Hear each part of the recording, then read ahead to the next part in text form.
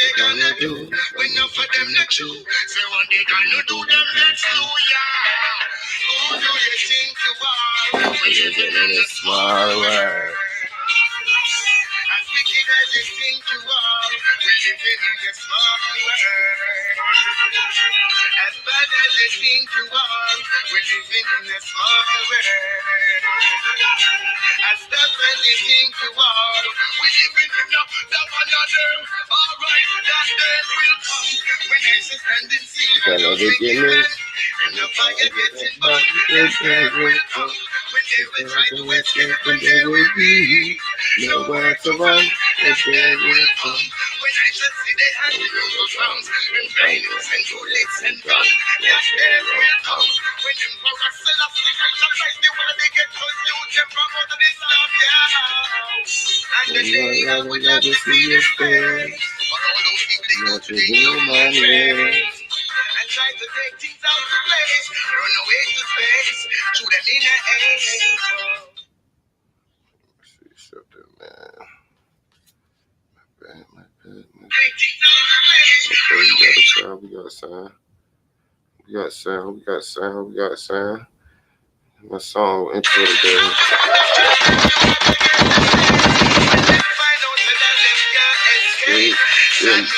Just smile in your face, the day will come. And the fire getting fun. And they will take to escape, and they will be nowhere to run.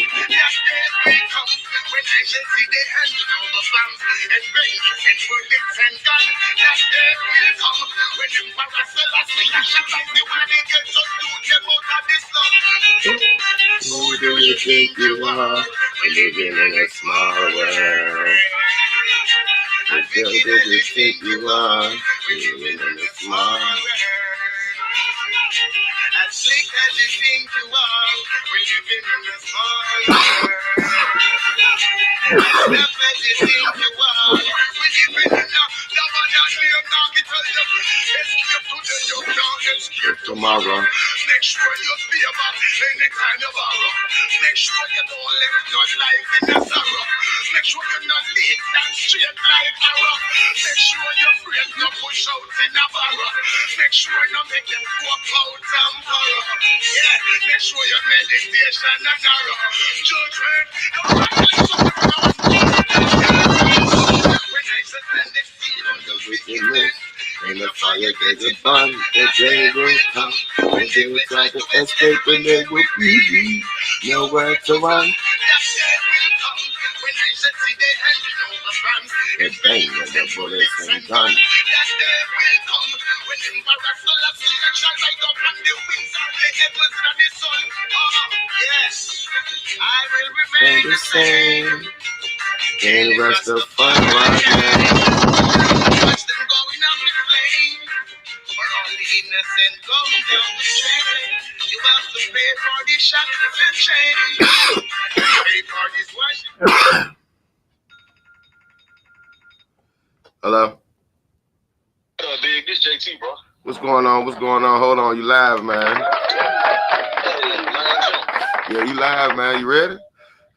Yeah. Hold on. First of all, let them know who you is, man. This Ticket, man, is my man Terry, Ticket's Kitchen. Let them know what you got going on, family. Yeah, man. You know, I just tapping in because I'm in the coaching world a little bit. And coach high school ball, got a couple kids I send off to college. Now, first of all, I'm talking about let them know what you do, man. Tell them about your businesses too. Go ahead, advertise while you're up here. Oh yeah, man. Ticket's Kitchen, man. You know, I do personal chef services, catering. No job too big or too small. Get with me at Ticket's Kitchen on Instagram, Jatari Kane on Facebook, man. What's up with y'all? What's going on, man? Appreciate you tuning in, man. Yeah, man. You know, I like these type of topics because I done been on both sides. We need them though. We need them, man. Yeah, I've been on the athlete side of it and the coaching side of it. You know what I'm saying? And I learned more from being on the coaching side of it than I did from being an athlete. Cause shit, I ain't know no better. You know what I'm saying? So that's what I'm saying. A lot of them don't know no better, man. They out there, you know, some just raised to just play football. play football. I was like that, and they ain't teaching them. Shout out to the coaches that's doing it for the kids. You know what I'm saying? It's not easy, man. Like I said, I tell Pat every time I see him, I applaud him, man. Cause like I said, he don't have to do that shit, man. He don't have to do it, but he out there that he grinding. And like I said, man, if they give him more push, there's a lot more they can do, man. It's not just on, like you said, it's on the parents too, but it's also on the community and the people who are in control of it too, man. Yeah, that's true. But when you're talking about breeding an athlete, and I use the word breeding because the same way people breed and train their dogs, you can breed and you can train an athlete the same way, and it starts as young as 5 or 6 years old. But sometimes I know a lot of things. Yeah, you can hear me. Yeah, go ahead. Yeah, I can hear you. You a lot of things. A lot of things changed in life, but it started off as young as 5 or 6 years old. These kids saying they want to do this and that, and as a parent and as a coach, you can't let up on. If they say that's what they want to do, then you show them the way from that point on how to do it. Yeah. You can't let up. It's no break, because if you let up, they'll get sidetracked, and before you know it, it'll go from, I want to go to Virginia Tech, or I want to go to Virginia State, whatever, to I don't even know if I want to go to school anymore. Yeah. And it's a narrative right now being pushed toward kids that college is a scam. You don't need college. You don't need this. You don't need that. Yeah, that is true, depending on what you want to do. But it's also a life lesson, though. It's teaching. It's letting your kids fly, man. That's all. Yeah, that's true. Yeah, that's true. And I'm like this, right? Now, I got my son in a lot of sports. He played football, he played baseball, and he runs track. Shouts out to Lil J, man. He out there getting it in, man. Salute him, man. I'm a realistic person. I'm a realist, right? Genetically, my son's small as hell. You know what I'm saying? Even though size don't really got nothing to do with it, but he's tough, but he's small as hell. Look at me, man. Might be my height. Look how small I am. And you wouldn't believe it, but people in the town, when I used to play football down there, I used to play middle linebacker, and I was a fullback. And I was one of the smallest motherfuckers on the field, but I was strong and I was fast. Yeah. That's what I'm getting at, right? It's about placement. You know what I'm saying? It's all about position. Now, historically, your point guards ain't gonna be that tall, but your center's gonna be taller. You know what I'm saying?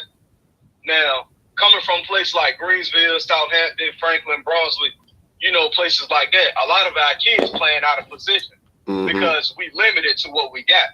Now, you come out here to the 7-5 where I'm at, it's damn near like you can go to any school that you want to go to pretty much in your city. Yeah. So, you got a choice to pick from. You might got a kid that's on from Bethel, but he go to Phoebus because that's the big time football school. Now, he might be at Bethel wasting his time.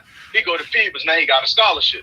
And it's crazy because Bethel was because he went to a different school. Because at one time that's getting more notoriety. Because at one time Bethel was where you wanted to be going to. Right, and that's how things changed. Bethel was the school in the 90s. Yeah. In the 2000s or whatever. And Phoebus won't. They made it to every down. They were always in the playoffs or something, but it wasn't a known school. Yeah, that's the thing. Now, even back then, right? Now you talking about back in them days. If you lived out Phoebus, you went to Phoebus. You know what I'm saying? If you lived on Big Bethel on this side of Hampton, you went to Big Bethel and Hampton High School downtown, all that area. Only time you could trade schools back then is when you was a senior, and it was hard. It was, and there was won't even no reason then because they was the teams of football and all that shit. They was already established, so you was wasting your time going to another high school. Right. Now I'm saying that to say about our area. You got Franklin, Southampton. I'm gonna speak from Franklin to South Hill. I'm gonna include Sussex and Dinwiddie in it too.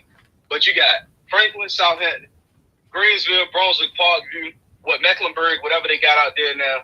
Then you got Sussex, and then you got Dinwiddie. All of that is like in the surrounding area. Now, in them places, you only got a choice of one school to go to. So you're very limited to, loading up on talent, getting kids to come from crosstown and go to your school. Hell, crosstown and Hampton might be at a whole different school. Crosstown is the difference in Washington Park and Black Hawk. Everybody going to the same school, So it's harder. It's like true grit to get our kids to the next level. You know what I'm saying? Like, you can be the shit in Brunswick or whatever, and then you come to Greensville and you still the shit, but you technically still playing in your own backyard. Yeah. You know what I'm saying? So it's like it's easier for recruiters and colleges to go to bigger areas where you got 5 schools within a 4-mile range because they can catch 3 games in one night. You know what I'm saying? Versus coming down our way, they only gonna get 1 game a night because they got to drive 40 minutes to get to the next school. So it's a little bit harder based on location for our kids to get noticed, unless you really like top dog, like, you know, unless you really, really like that. Now, on the flip side of it, when it comes to parenting, parents got to understand that we already limited resources because we in a rural area, we in the country. So you got to market your child to be noticed by Duke, to be noticed by Clemson, Richmond. Shout out to my nephew. And not downplaying nobody's knowledge or whatever, what they got going on, but being realistic, if you think that a coach from I'm gonna use North Carolina State, for example. If you think for 1 minute that a North Carolina State coach is gonna just come to Greensville County just to see what they got, for no reason they not doing it. It's gonna have to be somebody there. They're gonna have to know about somebody. Oh shit. They go to Highland Springs, and they know, yeah, we didn't heard of Highland Springs. They number 1 in the state. They win the state championships. Let's go see what they got. You know what I'm saying? So it's it's just naturally a little bit harder for our athletes to go. Now, I like what Southampton doing. They getting their kids in school and stuff like that. But the thing is, out of them 8 kids, I'm sure all 8 of them real live want to go to college. Yeah. You know what I'm saying? I know most of them kids, man. A lot of them following their dreams, man. They've been playing since Little League, man. They've made it to this level now, man. That's because a lot of I know a person through their families and shit. But yeah. And see, I like that. And like you said, they know shit following their dream. Yeah. Like this is what they want to do. They know they want to do it. But if you take and I know this because I still tap in with a lot of people in Emporia. I didn't even ask a lot of kids, man, you want to go to school? Man, I don't know, bro. I don't know. And it's hard as a coach. It's hard for you to vouch for a kid that say that they don't know if they want to do it. Because I'm gonna tell you why. They ain't never been to the college campus. They ain't never been somebody. All they've been taught is play. All they've been taught is play football. You got practice. They ain't been saying, well, look, like I said, back in the days, you might have coach like, look, we going to Norfolk State game. Come on, gather up. We're gonna take them to a Virginia State game. Just get them that experience, that next level experience, and then they see what's going on. They're like, okay, that's what's up. That kind of right there. Then it might not even been a college tour. They just might know somebody to go to school. Like, look, I'm gonna bring one of my boys through there. Man, let them come watch our practice of such and such and such. Come on through. Stuff like that. Yeah, look, the little that's small true. Stuff. You got to show. The thing about it, right? I know for sure, yo. They got the Washington Park Foundation junk going on, bro. Yeah, shouts out to that, man. Shout out to Willie. He taking them to these places. They never been before. He taking them to the schools. They meet coaching staff. Yes, they going to the locker room. They doing all of that stuff. We need that. Like I said, bro, you can do that, but if a kid don't want to do it, ain't no need to waste the time. But I'm saying we talk about the ones that want to. Cause we know ones that want to. If as a coach, I can speak, and I know I can speak this for all other coaches too. Anybody listening that's a coach, they'll agree with me. If a kid come to you and tell you, man, look, I want to go to school, coach. I want to go to school. Now, the first thing that coach gonna do is ask you why. Why you want to go to school? They're gonna give you a reason why, whether it makes sense or not. If that's their reason, that's their reason. The next thing they're gonna ask you, what's your GPA? Mm-hmm. You know what I'm saying? What's your GPA? I can tell you this now, bro. Your GPA matter. Folks that say your GPA don't matter, it matters. Whether the teacher giving you the grades or not. When they look at that transcript and say, it matters. Right now, some jobs will ask you on your goddamn application, what was your GPA average? What was your GPA in school? Yeah, they'll want to see your transcript. And from that, can I start you real quick? They got these post-grad programs, right? Uh-huh. Post-grad is like for kids that, my bad, this is playing. Well, you at home? Are you moving around? You at home? Shit, I'm at home now. I about to say, man, go to if you want to look at it live while you conversate, man, go to my page, man, the Don't Screaming Live. All right. And I was saying though, they got what's called post grad opportunities for kids. Kids that's got the talent. Y'all kids listening, if y'all not paying, you know what I'm saying? If I got any kids listening, listen to what he talking about. Parents, listen to what he talking about. It might come in handy.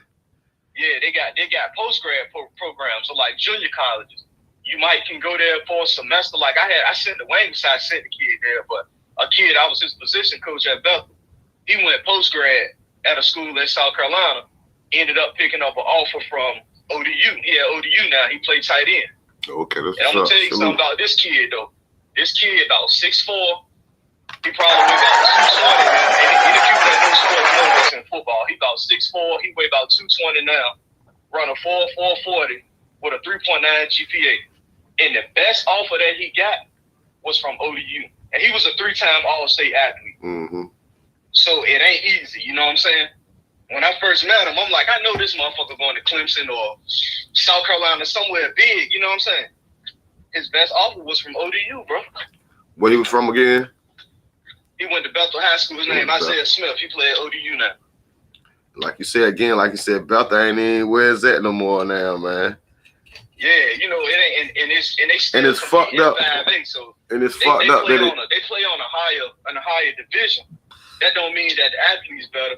It just means they got a bigger student population. Yeah, it's a bigger student. Yeah. And like you said, it's crazy because they started that Porter shit early. And motherfuckers don't even know it. They transfer across town. Don't even know it. Motherfuckers won't even. But yeah, that shit crazy, man. Yeah, and our kids, bro, and our kids down there in the country, we don't have that opportunity because if you're gonna transfer to Brunswick, or you're gonna transfer to Southampton, or you're gonna transfer to Sussex, Dinwiddie, Parkview, whatever it is. Yeah, it can work out for you, but essentially, like you said, if you're gonna take that jump, go bigger. You know what I'm saying? Because you got to. Like, shout out to Jay White. Jay White made that move, man, and it worked out for him, but it don't work out for everybody like that. Yeah. But he's a smart, athletic kid, you know. Shouts out to my goddamn Ford. Okay, I can do the same, but your kid just might not have it, you know, not downplaying nobody. But then you got to be realistic. But yeah, you got to be. You know what I'm saying? But some of y'all see in some of these kids, y'all being coaches, y'all see which ones, man, we could take them somewhere. Man, there's discipline and that listen. Do y'all come across the one that you know I can mold him? What happened to you come across them. You come across them like that, the ones that you know for sure you can mold. But it's like at a certain point, they got to have it for themselves. You know what I'm saying? Now, some people, late bloomers, like, I know, man, shout out to Quentin McBeth, man. Quentin McBeth played football 1 year at Grandson County and went to St. Paul's and played. You know what I'm saying? So it could be late bloomers like that. Shout out to my man McBeth, man. But it's all about. Shout out to my man. His boy down there, goddamn, getting it into his son. Shouts out to salute. Yeah, shout out to them, man. You know they doing their Shouts out to my nephew Ford. Ford. Shout out to your nephew, bro. Yeah, him and Ford, man. That nigga do to get his shit off, man. Proud of him. He doing his thing. Salute, man. Salute. His mom and dad have been. Man, that joker been playing sports as long as I can remember. Yeah, started off with soccer. Probably about 16. He started off with soccer. All that. So he was playing soccer. He was playing soccer when he came from Japan. He started in Japan playing soccer. Yeah, and that's another thing. Speaking on that, right? Playing other sports. I'm about to say that other sports could be. They so content, man. That's track. When I say you put your son in track, I said that's a smart thing right there. But that's very smart. Cause like I said, when I was in that shit, when I was going to school, majority of the niggas that were playing football was on the track team. Yeah, that's what I was about to say. And kids got to do their own research too, because man, I don't know the exact percentage. I don't want to be wrong, but I'm gonna just say a vast majority of pro athletes play more than one sport. The sport that they in is not even the sport they was in. They was the best in high school. Right, yeah, because like a lot of people don't know, Odell Beckham was a hell of a soccer player, yo. Yeah. You know what I'm saying? He played soccer, he ran track, he did all of that. You know what I'm saying? He's one of the most diverse athletes that's in it right now. And that's something else that I would like to share too. Like, you know, the opportunities is out there, man. Put your kid in baseball, put your kid in soccer, anything else, you know what I'm saying? Because it's year-long condition. I was looking at a JR what's his name? It was JR Ryder, not JR, what was his name, man? The basketball player. One of JR Ryder? JR Smith. JR Smith. Nah, the one that did the in between the legs dunk jump. Damn. You talking about the one that's playing golf in college now? Nah, that's J.R. Smith. I'm talking about J.R. Ryder. I don't think I'm old enough to remember that jump. J.R. Ryder did the in between the leg. Yeah, Isaiah Ryder. They called him J.R. Ryder. Isaiah Ryder used to play with. He was on Minnesota with goddamn Kevin Garnett, man. Damn, you ain't that young. Yeah, he won, but he was talking about how his sport. He said he was a pro. Before he got in basketball, he said he did his basketball with his senior year. He said, but he did that because he had quit football. He said, because football, they tried to carry him on his starting position, but he was a pro football. But he said he was trying to go to varsity from an early age, and the motherfucking he said he had a growth spurt, and they threw him on the basketball court. And bro, and that's the thing. Like, and then another thing too, bro. Like, parents, athletes, they gotta understand this too, right? If you come to small rural area, now I'm throwing it out there like that because I know that it's limited resources, right? But when it comes to areas like Brunswick, Greensville, Southampton, Parkview, Brunswick, Sussex, Dinwiddie, all them schools, right? Chances are that the same student athletes that's going to be playing football, a small percentage of them going to be playing basketball, a percentage of them going to be playing baseball, and some of them going to be running track. Now, on the flip side, you go to a bigger school, you might got 12 kids, this the basketball team. You might got 20 kids, this the baseball team. But it's rare that the athletes that do more than one sport there they going big time. Mm-hmm. You know what I'm saying? Now you got cats that might just play baseball, they getting baseball scholarships. Or you got cats that just run track, they getting track scholarships. But then you probably got about 2 or 3 of them that's playing football, basketball, baseball, and running track. Now they the ones that's probably going to a bigger level college because they showing diversity. They can do anything really. You know what I'm saying? And our athletes that's down there in the country got to understand something. That's an option for some people, but for them, they need to push to make that mandatory. You know what I'm saying? Mm-hmm.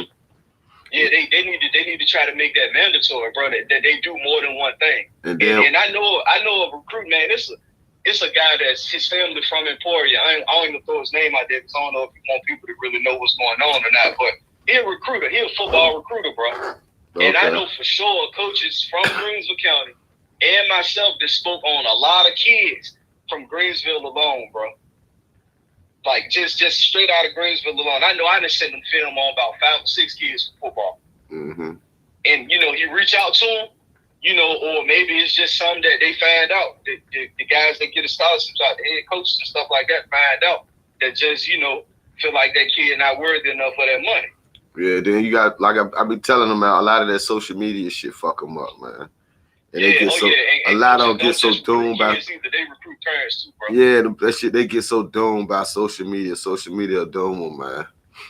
That's why I be telling if you on social media, you got a child, and they look at all that. Cause like that shit, like you said, that's what they look at as an investment to them. Yeah, they recruiting parents and they recruiting children, bro. They doing both, bro. It's simple stuff. It's simple stuff as like how you greet the coach when you go on a visit that'll determine whether they want to, continue the process with recruiting you or not. Present yourself as a big thing, man. Certain things, man, you present yourself. Like I said, it goes all the way back to manners, how you wear your clothes. It's who you around. Your haircut, all that type of stuff, bro. It's a lot to consider with that. And that's why I say that I won't necessarily say that the coaches in Greensville County don't do nothing, but I won't actually blame it. I ain't put no blame on the coaches because the coaches doing their job. I'm talking about the system wide. They got to count. It's more. It need to be a change of culture. And it ain't the coaches side, I think the coaches that because like I said, we got in Greensville County, we always compete at a high level, bro. Especially in football and basketball, we make playoff runs. And with social media, doing their thing. And now, with social media, situation different because it's a certain school in 2A that's taking advantage of the system, and our rural kids can't really compete with that, to be honest with you. But football wise, bro, they're doing a great job with what they got down there, bro. Yeah, they got a hell of a football squad. They keep a good school. Greensville County alone. Yes. Yeah, bro. So and that's why I said on your post earlier, like it all boils down to home, bro. Like you got to eat like a athlete. You got to sleep like an athlete. You got to walk like one, talk like one. You got to do all of that while maintaining your GPA, while maintaining your character, while being careful with the crowd you keep. All of that, bro. It's not easy, bro. And we're not telling all the kids. We're not telling all the kids to go out there and chase sports because we still need doctors. We still need lawyers. Still need engineers. We still need psychiatrists, black psychiatrists. We still need all that too. Shout out to all the college students and all the graduates. Now, this how I look at it. And I told my son this. My son on 8, he about to be 9 in July, bro. I told him this. I asked him, I said, man, what you want to do when you grow up? He said, man, I want to either play pro baseball or play pro football. I was like, all right, so what you going to do if you get hurt? And he said, well, I want to design Teslas. I said, all right, cool. So you might want to look into robotic engineering if you want to be a designer for a company. Because, hell, the ball got to start rolling one day. You know what I'm saying? And kids got to understand that, you may not go pro, but your college paid for it, though. Yeah. You know what I'm saying? And then coming where we come from, bro. You know, it ain't too many people that's rich as hell. Ain't many millionaires around. So the money that your parents could have been spending on you going to college. Now when you graduate college, you went for free on a scholarship, academic and athletic. Now the money they could have spent, they could have got a nice car to start off with, or help you, you know what I'm saying, get your first apartment together or something, graduate. So going pro, it's cool, but everybody can't go pro, bro. No, it's very simple. You know what I'm saying? Yeah, so you got a valid point with that. Like, we still need doctors, we still need lawyers, we still need engineers, we still need all of, everything that keep the world going. So why not, if you know you want a sport, why not give your best to go to school for free so you can get that to fall back on? Male nurses, man, y'all well needed, boy. I think I'm going back into the male nursing field. Where I see them niggas, they get paid right now. Like shit, traveling nurse. That's another thing, bro. It's cats, right? It's cats that I know personally, right? That played college sports on scholarship. Never played a down of football. When they got done, bro, them boys ended up right back on the coaching style, making 50, 60 grand a year, just entry level, being like a analyst or something. You know what I'm saying? So, the goal is to get that school paid for, bro, because that shit ain't cheap. Yeah, nah. Yeah, your daughter just graduated, bro. You know it ain't cheap, bro. She ain't even finished, goddamn. She still what? Shouts out to my baby Z. She finished this year. She about to get her master's in psychology up there, ODU. Go Monarchs, proud ODU parent. Yeah, bro. So you already know what it takes, bro. Like, it's not easy. Like, I made a promise to my son, bro. I said, all right, look, I'm gonna make a promise to you, and we shook hands on it. That's the deal. If he get a scholarship and go to school, when he graduates from college, I buy him any car he wants. Mm-hmm. That's a fair deal. You know what I'm saying? Yeah. That's the car ain't gonna cost the same price college can cost when it's getting them started. You know what I'm saying? He don't know it's gonna be a car. It don't even matter. Yeah. To help, but when they get the age, shit. Car he want, bro. And to me, that's a fair deal. But see, it's a blessing to be able. It's a blessing, man. If you don't get a scholarship to go to college. But it's a blessing for us. Get a scholarship to go to college. When he do graduate from college, then I give him bread to go towards his first apartment or whatever it is he gonna need to get started. Yeah, man, because it's a blessing for us to be there to help the kids, man. Some kids though, they go to football practice, they go on their field because that's all they got. And they go and look, and some look at the coaches, they dad. Some you might get out there, some go out there, that's all. And they might not. If some of them see it, but some of them don't. Nowadays a kid ain't gonna tell you what's going on at home and all that. They might come out there to their field because that's all they got. Now to speak on that, right? I get that because I see it all the time, bro. Like I see it now with the 8-year-olds. Parents practice in at 7. Parents ain't showing up to 8:30 to get them because they out doing whatever. They open the door up. They They, you know what I'm saying? They've been wilding out. They've been doing whatever. Yeah. And at that age, bro, you become a babysitter. You know what I'm saying? And that's like what some. When they that age, you become a babysitter, and you can already tell, the ones that may go, and the ones that may just end up being a regular civilian citizen, like all of us. You know what I'm saying? And as coaches, we can't give all the attention to the ones that we know for sure might do something big. Mm-hmm. We got to give the same amount of attention to all of them, because chances are that's what they lack. They lacking the attention. So, as a coach, on both levels, bro, it was kids 16, 17, bro, they used to hit my phone like, "What up, coach? What you doing? Such and such." Or I just wanted to holler at you, know what I'm saying? You know, yeah. I just been counting to myself lately. These teenagers that's feeling lonely because their parents ain't giving them no attention. Yeah. But when they're young like that, they 8, 9 years old, they not getting attention. They wild out. I tell my sons all that. Sometimes I might tell them, "Come here." They're like, "What?" "Sit down real quick. Let me get 2 minutes of your time. Just sit still right here beside me." Anything that some kids need that shit, man. And it's fucked up. It's fucked up people on there. You know, it's fucked up people out here. Man, so somewhere else down it. Like I said, everybody, it ain't money, man. Money, it's good to have it and be mad sure you can do what you're supposed to do, but that time, man, like I said, my kids remember shit that we did from fucking years ago. It's meant shit like that you do, they'll never forget that. And everything you doing for them kids, they ain't gonna never forget that. Yeah, bro, and that's some, and to be honest, bro, like I really, really wish I was closer to the E, so I could, you know, pass on some of the knowledge I got from being in this area. Not saying I'm high and mighty, but it's just I've been exposed to more and I done learned more. So, like I said, I talk to the coaches. I talk to all the coaches down there. You know what I'm saying? We share ideas, whatever, you know, good, bad, the worst, all that stuff. But sometimes I wish that, like, I could, you know what I'm saying, actually be there instead of just passing the knowledge on. You know what I'm saying? Shout out to Cam Powell and Terrence Price, man. We talk about sports day in and day out, bro. That's all we talk about. And getting these kids to the next level. Not just our kids, but all of them. Yeah. Because, and you know, you've been in the E a long time. You know, bro, some of the most athletic people that I've ever met in my life is from Brunswick, Greensville, Southampton, Franklin, Dinwiddie, Sussex, that area, bro. Yeah. Some of the most athletic, I'm talking about, and smart too. Not just good on the field and on the court, but I'm talking about smart in real life. They real live good people, bro. They some of the most athletic people, and a lot of talent go to waste around there because of lack of resources and lack of motivation, like you said. Yeah. Now, if you 8, 9 years old, yeah, you might say some wild stuff. Well, I want to be an astronaut, whatever, you know what I'm saying? But it may sound wild to the parent or to a teacher or something, but that could be that kid's aspiration, bro. So we got to make sure that we giving them all of the tools to succeed. Don't just hand them anything if they ain't doing right, but, you know, if they on the right track, bro, you know, we got to keep them on that track. Like, prime example, bro, my brother, man, I got a little brother that played football at Sussex, man. Hell of a linebacker. I asked him if he want to go to school, bro. He told me he ain't know.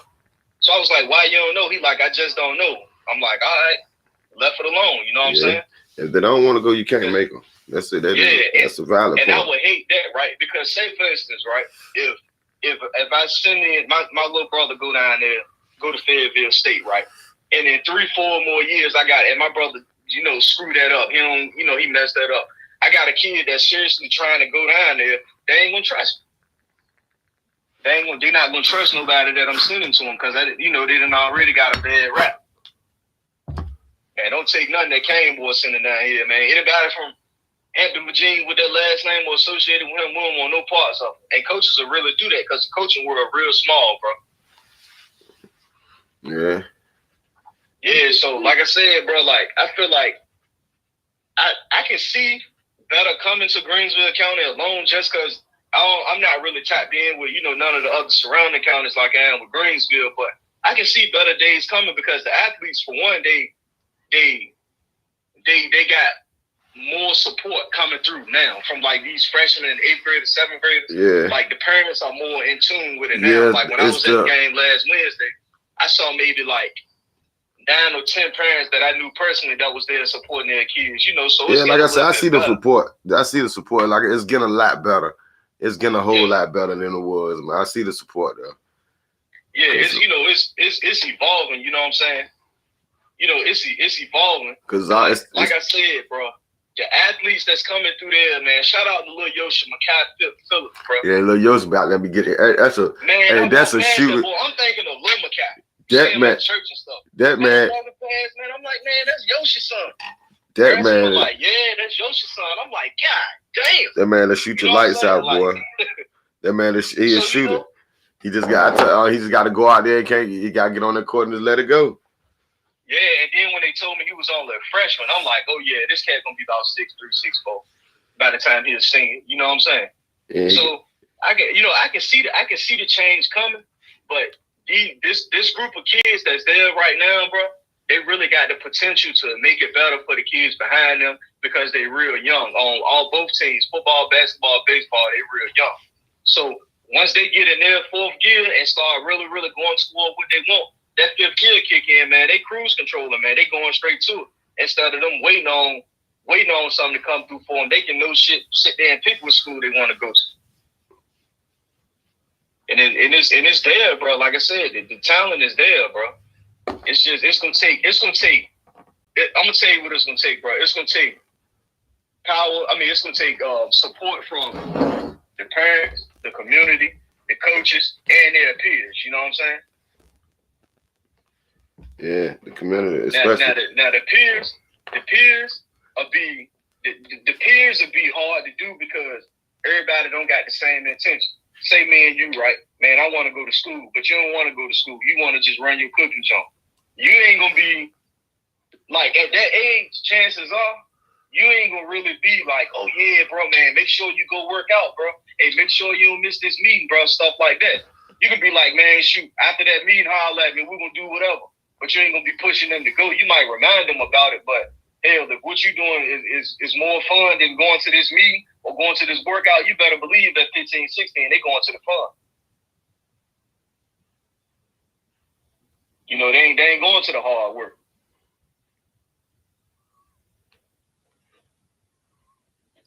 But man, they got the shit.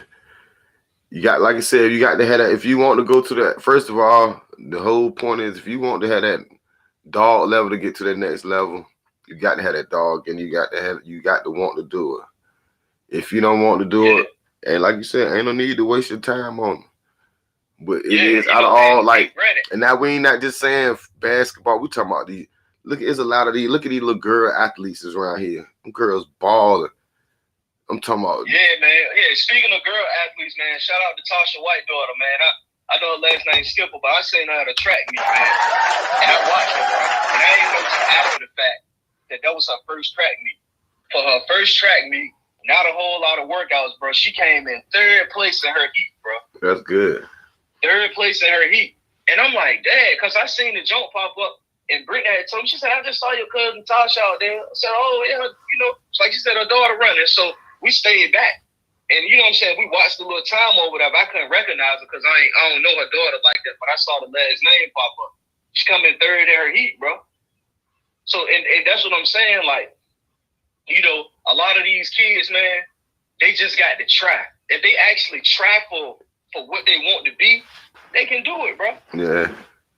But they can't get discouraged when some don't go their way. Like a coach might fuss them out or something like that. You know, some that they may not expect to happen. They can't get mad when it happens. My son, life's gonna give you the same thing in a different form. You know what I'm saying? My son, he started hating sports. He ain't like he did football. He did it twice. He said just want him. He said he ain't want feeling it. Then he was about to do basketball. He said nah. Then all of a sudden he just got this thing. He keeps saying, I want to go out. I want to play basketball. I want to play basketball. I said, well, next year we going. He said next year he can go ahead and start. He said, because he could shoot, he could dribble. I told him, I said, I'm going to take you to EGI next year. I told him, he said he was going to play this year, but he ain't do it because then all that, you know. I said, right now, he was like, nah. He said, he waited to the last minute because he starts. I guess he on social media seeing his friends playing ball, and he know he could play ball. I told him, I said, man, you might as well get out there. He said he getting out there next year. I said, I'm ready for it. Cause he said he gonna try for he in the junior high school. He said he gonna try for junior high.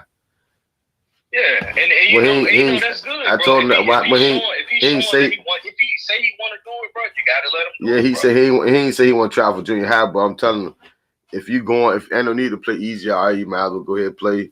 You had to go for junior high. You went to junior high school. Go ahead, try your hand. Yeah, try your hand. Yeah, and if just like I said, bro, you pick up that ball and go work out in the yard. Just get better on your own. If you don't make it, you know what I'm saying? And then him, which I hope you do. Then him again.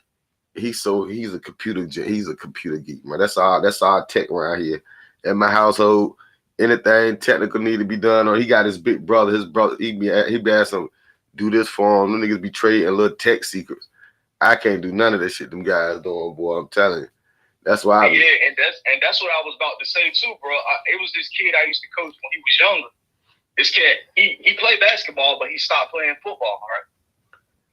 Man, tell me why that boy is the photographer for the football team, bro, at the school he goes to. Smart. See, that's stuff like that. Little kids ain't thinking. I mad stuff like that because you thinking outside of the box. Like, damn, I can make money just taking. They looking at like, damn, I could do more just watching the game. I still love the game. I'm still here for the game, but I'm still getting the game from my perspective.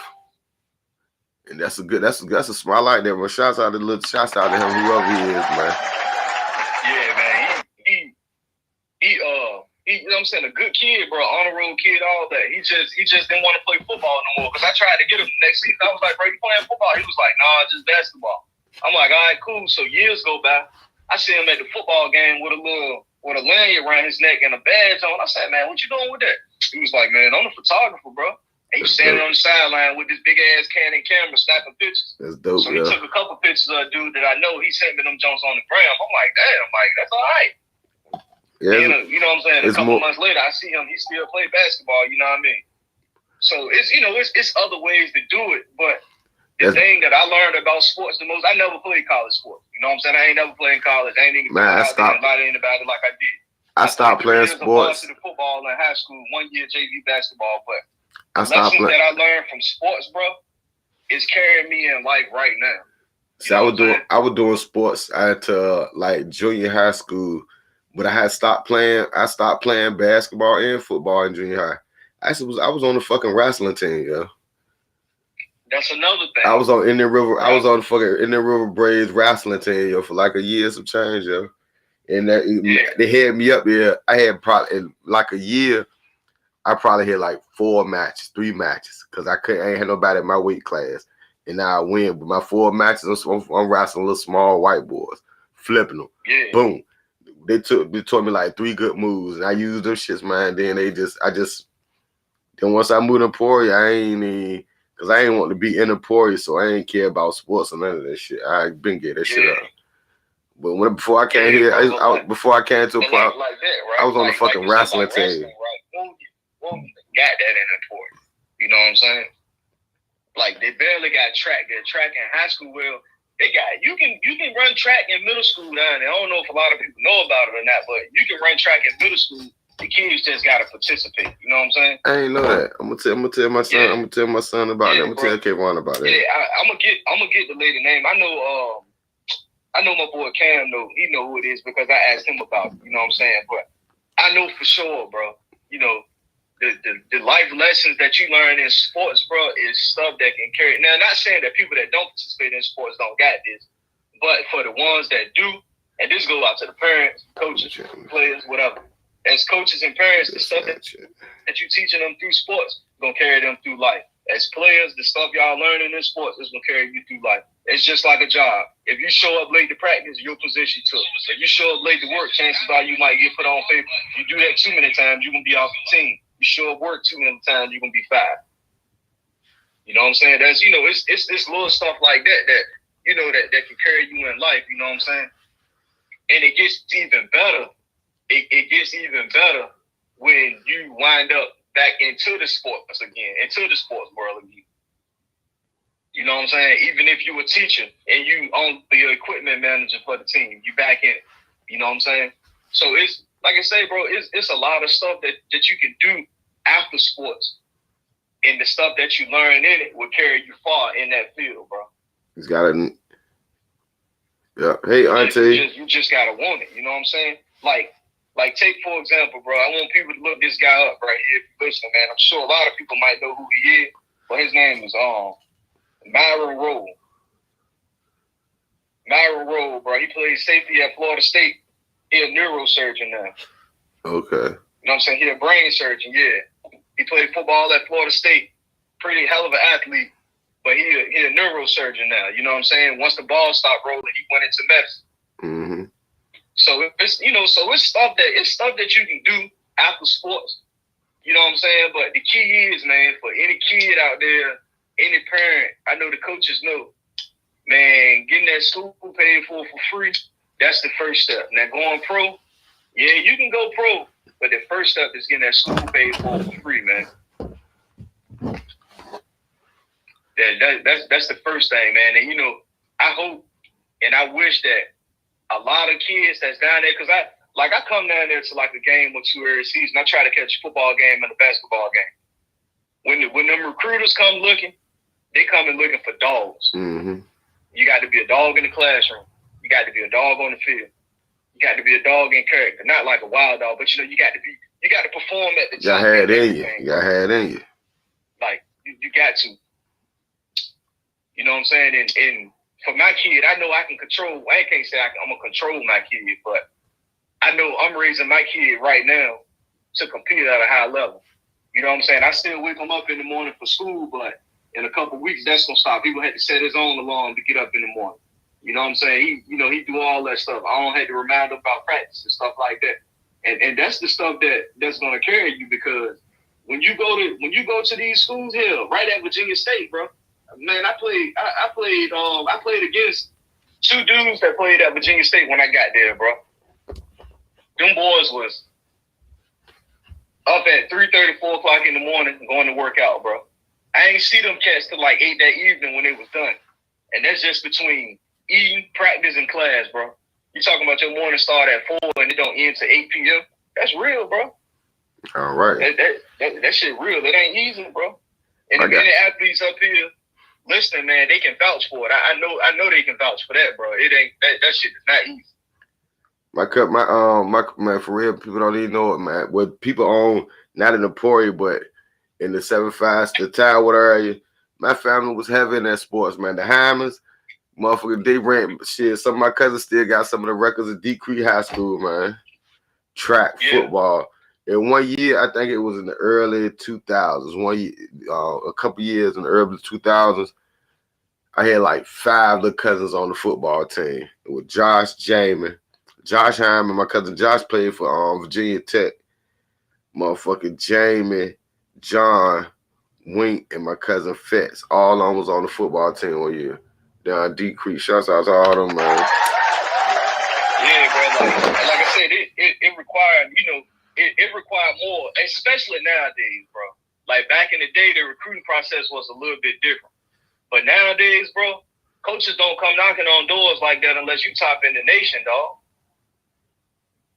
Unless you top in the nation, bro. That's when they'll come knocking on doors and, you know what I'm saying, really, really trying to get you. But if you just, subpar athlete, not downplaying nobody, but you can get the last stuff. That's just like if you late to a luncheon, you're gonna get the scraps that's left. Yeah. You know what I'm saying? If you're a late bloomer in sports, then you will get picked up by somebody that got a few open spots or whatever, but you're not gonna be a top dog. What Ricky Bobby say? If you ain't first, you last. You last, yeah. Plain and goddamn simple. And that shit is real, bro. Like I said, man, I got family, man, that's that was like that in sports, but they just didn't have what it takes all across the board that could get them to the next level. I'm saying we all know cats like that. Shit, this cat's right in the park right now that I think can still outrun some pro athletes. All right. You know what I'm saying? But they just and for many reasons they just didn't have what it took. Or at that time, they didn't know no better. I got a group of young boys keep offending me, keep talking about some. They got $500 a game for they 3 against my 3 that I picked. And I told them, I said, man, I got 3 old heads I know that will come and whoop y'all. Ain't nothing y'all could do with them because y'all too smart, man. We got 500 every game. I said, all right. He know who I'm talking about. If you watching this, you know who I'm talking about. I told him, I said, I can pick 5 and all on over 35 that will come whoop y'all right now. Man, they can't. That's all y'all smoke right now. Y'all running and drinking. And And you know, and I don't know if the athletes nowadays coming through, I don't know if they actually go back and look at the people that came before them. They don't. I think that'll make a difference too. They don't. That's why I say. That's why I be telling them. I know that's an easy 500 for me. Yeah, bro. Because like I'm gonna tell you, bro. Like, and this is just from what I can remember. I can remember the basketball team alone, bro. I'm gonna start with the basketball team back in the mid '90s, going into the 2000s. I'm gonna just name a few people that I used to look up to, bro. I used to look up the white boy Pee Wee, Keith DeLuche, Kevin McNair. McNair's the ball. Yeah, who else was back that time? Stokes, Duderow, all them cats, right? Duderow outrun a bunch of these niggas on the court right now. Yeah, and that's what I'm saying, bro. Like, I looked up to them cats when I was young. I wanted to be like them. You know what I'm saying? Like, this nigga Duderow was like 17, 18 with 3-4 gold chains around his neck. Stuff like that. You know what I'm saying? Like, I used to look up to them type of cats. Shout out to Duderow, man. See, Duderow. I remember how this nigga used to look on the football field. See, when watching so much, you know Duderow was on the basketball team when I came to Emporia. When I came to high school, when I came to Emporia that year, when I moved to high school, came to the high school that year, that's when they was playing with Duderow, motherfucking Spider-Man. It was Spider, Duderow, motherfucking who was it? It was Spider-Man, Duderow, Tito Davis, motherfucking what's the Elton Brock, Big Lil Man. Lil Man, motherfucking damn, what's dude name, man? Percy. It was Percy. What the fuck? Dude could shoot his ass off. I can't think his fucking name, yo. 95? Who? 94, 95, yeah. Damn, I can't think his name, yo. Was 6'9" on the team then? It's about to come to me. 6 was on the team then. Rest in peace, 6, man. Rest in peace, 6. It was 6 was up there because they had a lot of tall. They had a lot of big man too, yo. I can't think of dude name, yo. I can't think of dude name, yo. Damn, I can't think of dude name. What's up, Pat? We just shouted you out already, project. And then, like, back to that, looking up to them guys, right? When I was in middle school, I played middle school ball. Keith DeLuche was my coach, right? So, before the games, bro, we didn't watch our own film. We watched their film. With the old dude jump. Yeah, we watched their film, bro. I'm talking about, like, 97, 98, 99. We watching that film, bro. I'm gonna tell you, bro. I'm gonna tell you who else was on the squad back then, bro. That I can remember, like, no shit looking up to, bro. I know, like I said, I know Keith was on that joint. Twan Walton. Keith DeLuche, Keith DeLuche. McNair was on. See, all right, that was 90. That was like 96. That when Keith DeLuche, McNair, motherfucker, when Keith DeLuche, McNair, that was like 96, 97. And I'm what's the white boy named Temple? I actually seen it again when they used to show us. We like, damn, bro, this such and such. So it's a lot of cats. It's a lot of cats that's still local that I know these young kids that they can go back and see play, and that shit'll motivate them. You know what I'm saying? Todd Easter. Todd and David. David Easter, Todd Easter. Who else, Pat? Pat just tuned in. He online. What's up, Pat? What you doing, man? Shouts out to Projects, man. Man, he not Project no more. He Mr. Patrick Brown, man. I apologize, brother. Yeah, bro. So Todd Easter. Like on the football field, right? Football, for example, bro. I'm gonna tell y'all, dog. It was monster, bro. Thomas Woodley, bro. I remember I was about 6, 7 years old, bro. You know what I'm saying? And you know when they come out from halftime. Hey, motherfucker. Hey, yeah, that's enough. Bink son, a dog though. The youngest one. Bro. The youngest one. I went to the game, the little alumni game, John. Man, I watched that boy. I'm sitting there watching everybody play, everybody tired. This boy running up and down that court, so motherfucker. I'm talking about this man doing it so he ready to ball. Everybody else hand on their hips ready. This man. If he could have threw the ball inbound himself and ran that bitch back and forth down that court, he would have done it. But Bink was a dog too back then, though. Bink was balling his ass off. I don't think I'm old enough to remember Bink playing. Nah, Bink, because Bink was finishing out when I first came down here. Bink was his last. Yeah, see, I ain't old enough to remember that. But like I was saying though, bro, like just like looking at some of these people play, bro, and then actually seeing it again. What's up, Sadell? Sadell tuned in. Bro, that made a difference in my whole perspective on the jump, bro. Because I'm like, damn. Like I was about to say about Thomas Woodley, right, man? Shout out to Monster, bro. I'm like 6, 7 years old, and I see him walking out the locker room, right? You couldn't tell me that this man want a giant, bro. You see how big his son is. You couldn't tell me he want a giant, bro. And I'm like, oh, and then I remember Thomas Woodley on the top. Willie Walker, another one that was a monster. Like, yeah, I Willie remember was a big seeing these people, so that motivated me to want to play. You know what I'm saying? Hey, like you see how big Monster son is. Damn right, he stayed across the street from my grandma. Man, that's a big dude. That's a big dude, boy. Yeah, bro. And like I said though, bro, like I feel like if a lot of these kids, like the generation that's through there now, right? If they can get their hands on some film when like Trey Drake was in school, Allen, Russ, Mario, Dion, and them, that'll change their whole game up, bro. It'll change their whole perspective, bro. That's an old Emporium, man. That's a whole different Emporium, man. Yeah, it'll change their whole perspective on the game. Everybody bro. you just named there, they were doing what they do, but they still had discipline, man. They certain motherfuckers to tell them something, they'll listen. Everybody couldn't tell them that, but certain motherfuckers see them somewhere. But come on, man. Nah, man. And they'll listen. They'll get out of the way. These kids now, man, they got to show off. Back then, it was a whole different Emporium, man. You could tell a motherfucker, nah, man, come on, man. You could tell a nigga about such and such. Come here, man. You ain't even and go ahead about your business, man. They was like, all right, man. So they go on about their business. Nowadays, nah. And then another thing, bro. Like back in the day, bro, if you knew you want somewhere you supposed to be and you got caught by somebody that knew your mom, before you even got home, you know that shit was sold. You know what was gonna happen when you got home. Shouts out to me. I was the champ of that shit, nigga. Trying to be somewhere on, and I'm so slow. I'm supposed to be in Emporium. I'm way down Norfolk and go straight to my grandma's house. Not like she ain't gonna tell my mama. Yeah, Bigum was just down here, such and such. I get back. What the fuck you doing way down there? I'm like, I'm stupid.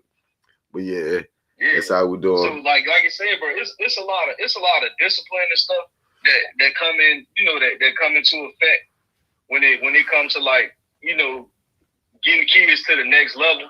But it really boiled down to how bad they want it, bro. Yeah. How bad they want it. Man, you got a lot of folks tuned in listening to you too, man. I want you to. Are you looking at the live? Yeah, I'm on the joint. Yeah. Okay. Yeah, I'm on the joint. Hey, Sadell. What's up, Tor? What's going on, Tor? But yeah, bro, like I say, the best advice I can give any kid, being that I'm not that much older than them, bro, and I'm still tied. You know, I'm tapped into what's going on. But see, man, you ain't old. You are old. You ain't old, but you getting old. We got it's our turn now, man. Shit, our parents getting older, man. They got to sit back. We got to keep the tradition going down. That's what we got to step up and do, man. All us, we need to step up. The best advice I can give to parents and athletes, bro, if you see that your child got big potential, bro, go on the internet, go to Google, Google everything else, Google upcoming football camps, upcoming basketball camps, upcoming whatever it is, bro. It may cost you a little bit, but it's worth the investment. You know what I'm saying? Because the thing about it, a lot of people don't know this. You go to a camp and you show off, you pay for that camp. The next one, you're going to get invited to. The next one you will get invited to if you got it in you. When you start getting invited to it, that's when your stock rising up. And you can ask your nephew about that. Yeah. They have invested. I salute, like I said, I salute his dad. I salute Ford on that. They have invested in it, man. Invested. It's an investment. It's time and an investment.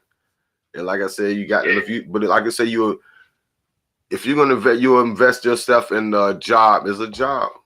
It's a part-time job. So if you're gonna invest yourself, give yourself to a whole corporation. If you got to get that shit to your child, if you want it. Yeah, bro. You got to do it, bro.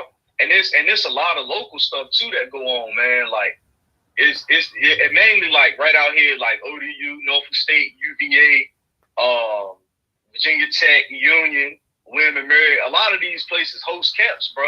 And it don't just be coaches from there; it be coaches from all over. You know what I'm saying? But if you're not out there, then they're not gonna know who you are. You know what I'm saying? That go a long way when it comes to this recruiting and stuff, especially. And I can speak for. I don't really know too much about baseball. My son just played it, but I know when it comes to basketball and football, man, a lot of these camps and stuff is where coaches hang out at, bro. And keep an official transcript on you too. Keep an official transcript on you in a little folder so you can just hand that junk to the coach if they ask for it. It's all right, man. Like I said, man, it's all. It's about the kids now, man. Especially with our new generation as parents and fathers, mothers. We got to step up, man. We got to step up. We got to take our kids back and show them this social media way ain't the way. You got to take them back, show them the real life, man. Now, granted, you can get found on social media. You can get found on. But but I'm saying if you. But it's all about. But if you use social media, if you use social media to better yourself, to further yourself in somewhere, and you're not just going and living off social media, paying attention and what social media, you got. I'm talking about different social media. If you're using it for that way, like you said, putting out your film, and like I said, a lot of these kids around here. Like certain games, I get one of my homeboy record all you can, record everything on the record me. And at the end of the night, chop that joint up, make you a highlight. You got some kids that ain't even thinking about a highlight. Then, some kids ain't even got nobody to tell them in the ear, but look, this is what we're going to do. I'm going to put a highlight. Because, they are drilling. They ain't even think. They so focused on the game, they ain't even thinking about the end. But you got to have somebody right there thinking like that. That's what we need. Because like I said, that highlight, social media, highlight somebody look. Especially if you connected to the high schools, everybody, like you said, with that sports, I don't give a fuck. If they think you a dog, everybody, well, you could be from way somewhere else. They're gonna talk about you in the sports world. They think you a dog. I'll be somewhere everywhere, and niggas like, man, B, I just realized that was Mom Lucha's son that's playing football such and such. And that's your nut. I like, yeah, man. They was like, damn, that boy. I'm telling you, it's that sports shit, especially in Virginia and that little area down there where y'all at. Man, that sports shit heavy. Hey, look, I'm gonna tell you a funny story, right? About Duty, bro. Brittany just scrolling on Instagram and it came across his page, right? So she went back. She was like, dang, this boy to cut up. I said, you know who that is? She said, no. I said, that's Mama Lucha's son. She said, he like a grown man. I said, that man ain't no more than about 16 years old, man. Man, dude. But like I said though, bro, he programmed for it. Yeah. He programmed, like he eat like a pro athlete. You know what I'm saying? He trained like a pro athlete. And that's what you get, man. Yeah. You know what I'm saying? And then another thing, bro, shout out to the Walton boys, man, AJ and TJ, bro. Man, them boys off the chain, but they've been programmed ever since they were 5-6 years old that that's what they're going to do. Mm-hmm. And their parents then put them through that, you know what I'm saying? Like all the way up, bro. You know what I'm saying? They, and that's what it take. It take a lifelong commitment, man, because it don't start in high school. If you just starting in high school, you probably about behind 50%, 60% of the people that's doing it. Like I said, some people can start in high school and make it, but it's rare. Yeah, because it's a rare occasion, bro. Rare, very rare. You gotta be then, like I said, by then, the people when you get in high school, that position is already. You gonna have to really come out there and fight. You gotta really come out there and show your ass to come get this position. Cause 9 times out of 10, nigga, somebody already got that position, and you just ain't gonna come here and take my shit. No, you got to show off. Bro, you gonna have to show off. Like I said, and that goes along with the life lesson side of it. You know what I'm saying? That goes along with the life lesson part of it. That shit, that's life, bro. You know what I'm saying? If you fall short, that's it. Yeah, that's the whole argument. If you fall short, if you ain't got that tiger and that dog in you, and like I said, also the community support, everybody, and then those if you got if you have any input and like the athletic side or like the fundamental side or the exposure side of these kids, man. Step up and take care of them, man, and try to do something. Bring whoever, like you said. Then, like you said, like another thing with that film, show them young boys some of that. Show them some of that old film, them guys, man. Yeah, bro. Show them Like, how them guys and show them how them guys was out there really for the love of the game, and they was out there. That's what it was. They was out there putting their heart into it. Mm-hmm. I'm telling you, bro. I seen a game, bro. A Greensville high school football game. Motherfucking Melvin Lee was the quarterback on it, so you know that was the 80s. I about to down right. Melvin Lee was the quarterback. Doc was number 2 on it. I think he played receiver. I seen a couple, you know what I'm saying? Like, cats that's still in the community, bro. You can look all this stuff up on YouTube, dog. You know what I'm saying? Melvin Lee was the quarterback, so you know that John was old, bro. All right, that's old. Yeah, bro. A lot of that stuff is out there, but like I said, like I'm the type of person, like I'm big on tradition and history when it comes to stuff like that. You know what I'm saying? I like to go back and see the ones that did it before me do it. You know, even though I may not do it the same way that they did it, but you know, it brings excitement. You know what I'm saying? My granddaddy got my grandpa got some he got some old tapes of Bethel High School against Deep Creek playoff games, old Indian River, Deep Creek, all kinds of old sports games. He got all of them on VHS tapes. I'm talking about he got some shit. Like, you want to watch some old, man, I'm talking about he got some shit, man. I told him you need to put all this shit on. You need to get somewhere you can put all that on a hard drive. He got some. Yeah, bro. Get that joint digital. Get a digital copy of that joint. It can be done though, bro. Because a lot of them old games, like, bro, if you go on YouTube right now, bro, you can type in Bethel versus Huguenot in like 92. Allen Iverson on that joint playing quarterback, bro. They playing Huguenot at the old Richmond Stadium, the Richmond City Stadium. So a lot of that stuff is out there, bro. You just gotta, you know what I'm saying? The kids will have to take time to actually go look it up, you know, and get some insight from that joint, bro. But I think it'll be great, bro. If some of them young athletes would just take time and sit down and just actually watch basketball, watch football, and learn it. You know what I'm saying? Like learn it, because a lot of this shit is going individualized now. Everybody about themselves, but they got to understand that it's a team effort across everything. It ain't just a team effort on the court, on the field. It's a team effort in the classroom. It's a team effort in the locker rooms. It's a team effort when y'all leave this motherfucker, when y'all hanging out on weekend. I got Kool for the podcast t-shirt on. Right. It's a bond, man. You got to create that bond on that court, man. The chemistry. Yeah, and that's what make winners, bro. Because if you out there with no chemistry, it's that me, it ain't gonna work. Yeah, bro. You know that's going on, Kurt? Build chemistry, and that'll overall make you a better person. Not just a better student athlete, but a better person. That's all around. And you need, as a person, bro, if you don't have that, if you ain't got that respectful mind first, that's off the rip. That attitude, your attitude is gonna take you a long way. If you can't control that or whatever, talking like you don't know how to talk to somebody, and you can't give a yes sir, yes ma'am, a yes, all that what, huh, all that. Nah, that's not gonna work off the rip. People ain't going to deal with you. That's for real. If you going into huh, people trying to talk to you, tell you some nah, that yes sir. Yes, you ain't got a yes sir to be yes. Yes, how you doing? Yes, ma'am. Thank you. A simple thank you. Stuff like that, you gotta have that. That's gonna take you a long ways.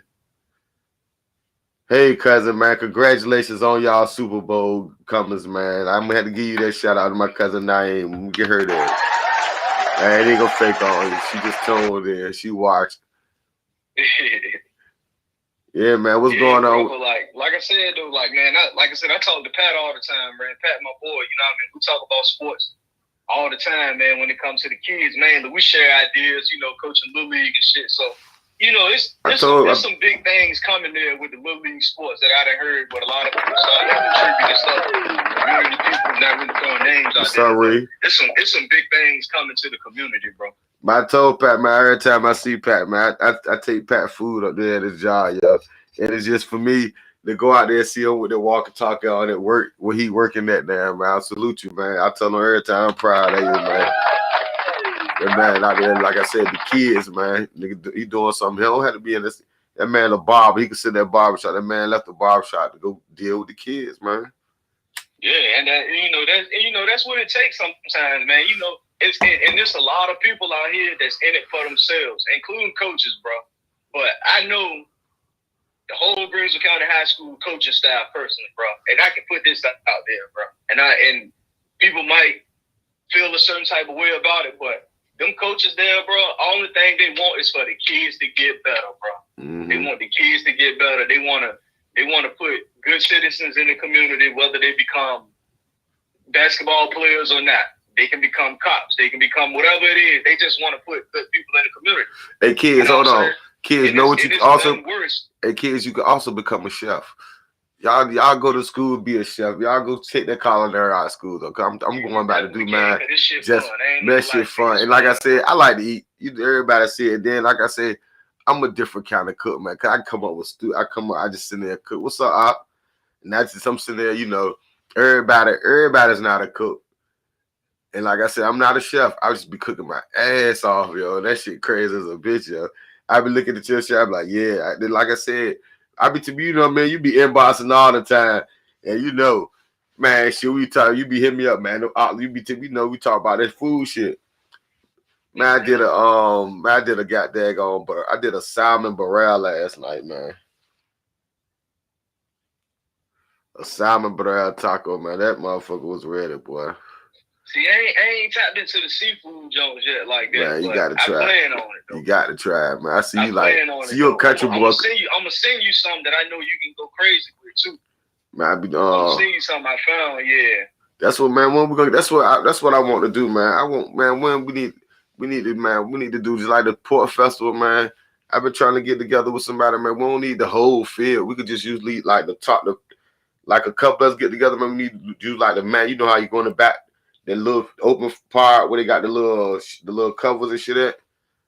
Yeah. We don't need all that back part with the water and all that shit, man. We get out there do a little food, all the local chefs.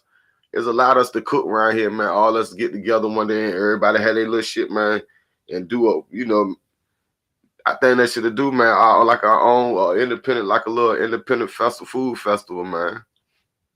Yeah, bro, it can be done, bro. It can be done, shit. Just let me know. Like I said, I got all of the shit. I got everything for real. I got the smoker, the flat top. Man, I got all kinds of cook. We got all kind of cooking shit. We get out there. I be telling people, man, they need to have a big emporium. Everybody come out there with their grills.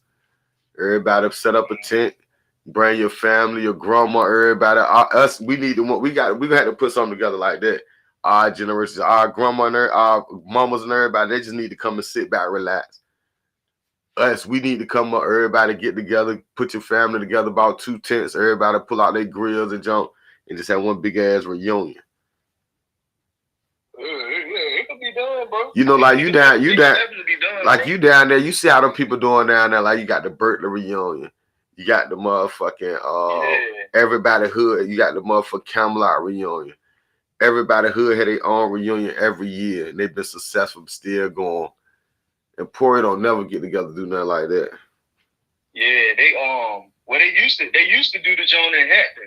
You remember Bay Days, don't you? Yeah. Yeah, they used to do Bay Days. They don't even do that no more. When everybody from the community, different vendors and shit come out, set up down there downtown Hampton. Yeah, they used to do that, but they don't even do that joint no more. We got the Crestwood reunion. You got about 40 families out there. Everybody got their own tent. Everybody family got their own tent set up. They got their grill set up. People going like you might go for one tent. Such and such said, cause they got some crabs over there. Y'all come get some crabs if you want them. Oh, they doing fish. I'm talking about everybody just binging, just going, yeah. That shit, man. I'm talking about them joints be hitting too. Cause I know at 2 every year I got to cook. I know one of them guaranteed the Crescent reunion. I don't give a fuck what I'm doing. My mama gonna make sure I'm out there on that goddamn grill. Yeah. And that jack, man, I'm talking about every year, like last year, I was out there. Shit, I know it was, man, I know it was like 40 different families out there. And everybody family had 2-3 tents. Everybody out there, you go to anybody tent out there, y'all got this, y'all got that. I'm talking about, I needed some motherfucking grease. Later brought me a whole gallon of grease out that joint. Mm-hmm. Nah, we don't know. It wasn't no grease. It was an old base season. And they had left the season. Later, like, shit, I got a whole thing over there. They brung it over there. My mama went over there, talked to later, brought me a whole joint. But like I said, it was a big. They do it every. And I think that shit been going on. What? Shit, I'm 42. That shit been going on every better 20-something years. Oh yeah. Nice old community event. But that's what we need to get together, man. Get together something for the community, man. We need to bring the community back together, man. Everybody falling, but it's, get everybody got back to something like that'll be good for right now, man. One big ass cookout. Yeah, shit, that shit, yeah, it'll definitely go. It's just to me though, man, it's a matter of actually getting people to do it without other people thinking that folks trying to take something from them. You know what I'm saying? Yeah, and that's why I say all it is. All it is, everybody put a donation to rent. Everybody put up whoever family participating. Man, shit. All you gotta do, man, it ain't even about that. You get the motherfuckers. All you gotta do is donate, get the room to the building. Man, bring your tents out here. I don't about want. It ain't about money all the time, man. It's about seeing smiles on people's face. People saying people having a good time, enjoying it. So they like, yo, when they see you, like, yo, we really enjoy it. So my mama said they had a ball out there, be they such and such and such. Stuff like that, man. That's what it count, man. Money is not, man. That's the problem though. And how you gonna make some money? Everybody, you got your whole family out there. I'm not trying to make no money. All it is, everybody being a fucking level-headed and taking it easy and having a good time out there. Yeah. Yeah. I think that should do, man. Go find, man. Like I said, what you can get anywhere. All you need, what? Now you ain't gotta say the ruin to go. What's up there? Milestown, something like that. Find out how much it is. Everybody put up shit. It's a couple motherfuckers. Everybody put up $50 for their family. And whoever else come on in, join on, set your tents up. Yeah. Yeah. It'll be like I said, a big ass. Like I said, I know, like, yeah. A pot come on through. We already got the space. Y'all just bring your family, your tents, and your grill to come on through. Cause I know I got 10 motherfuckers on hand. All I gotta do is like, yo, and cash out me $50 real quick. Cash out me $50. And go people for the building and be like, what you need the $50 for? We got the building for such and such and such. Oh, all right, that's what's up, big. It's all you just gotta take the initiative to do it. And I know I got 10 people I could get that to go ahead and rent one of those spaces. It's just everybody being in compliance. Come on, fuck, we're gonna bring our family out there. Yeah, that's all we need. Like I said, and I know if you're gonna get all that young people shit, we coming out there with the parents. We trying to do it back for our older folks. Let them sit back and watch us go on the grill, sweat, fry the fish and all that shit. Go over there. You got, get the DJ. Have about 1 or 2 DJs out there. That's what we need. Yeah, shit. Yeah, all that shit can be worked, bro, for real. And like I said, that damn sure can be get out there, like I said, man, take a donation again for, like you said, start a scholarship around here. Help one of these kids out. No bullshit. That's what we need to look into. Yeah, and I mean that's another thing, bro. Like when it comes to like see the thing is, bro, I don't know if it's different now, but I know when I was a kid, bro, I used to think that the people that was like active in the community, I used to think they was the coolest people around, bro. You know what I'm saying? Because you always seen them doing something. You know what I mean? Like, so once. Like I said, once you start building this stuff in the area, bro, and get the kids involved, it'll enlighten them. You know what I'm saying? Yeah. It'll enlighten them, and a lot of people got to know that. You may not know it, bro, but them kids, bro, it's always a kid looking up to you, dog. Yeah. Always, bro. Regardless of what it is, somebody look up to you. I had people I looked up to when I was young like that, bro. See, a good somebody spot. Always looking up to you. Like you said, a good like up there at the Turner Building, get the Turner Building, have a basketball tournament up there. Get everybody contribute, whoever win, you contribute, give them like a cash prize to help them out on whatever. For the kids, give them something to do out there. Bring everybody, the community together, a couple bounce houses and shit. We need to put this together, y'all. Bring the community back, bro. Yeah, this shit can be done, bro. For sure. Show the kids what we used to have, yo. How fun we used to have. Because for real, our kids caught the bad end of the stick, yo. They got a social media world. Nigga, we had the real world, yo. That shit was so... You think about the real world we had. These kids don't even play, man. That your son ain't never been no he only played throwback tackle problem when he come to the country, don't it? Shit, man. Them boys out here, when the football game over, them niggas go to the goddamn baseball field and play bloody guts, whatever they call it. Okay. Pick up and down, whatever it is. I'm talking about like how we used to play it every day. No play. I'm talking about without sports all year round. Football, lead of football, play basketball. It depends on how I felt outside. We was always outside doing something. Like in my neighborhood I live in now, it's this family, they bought like a nice ass basketball court, and they put the joint up in the little cul-de-sac, so all the kids go down there and hoop on good days or whatever. My son be going, but it ain't the same like when he come to Emporia though, because he come to Emporia. He got the whole park, he can just run through that joint. He in the field. He going from one side, going through the cut to the basketball court. Then they playing football. It's a whole different. And then down here, he's showing off because they probably he got to show off down here because I didn't know they bigger than him up here. Yeah, the kid, they bigger than them. You know what I'm saying? All the kids around there are bigger than him.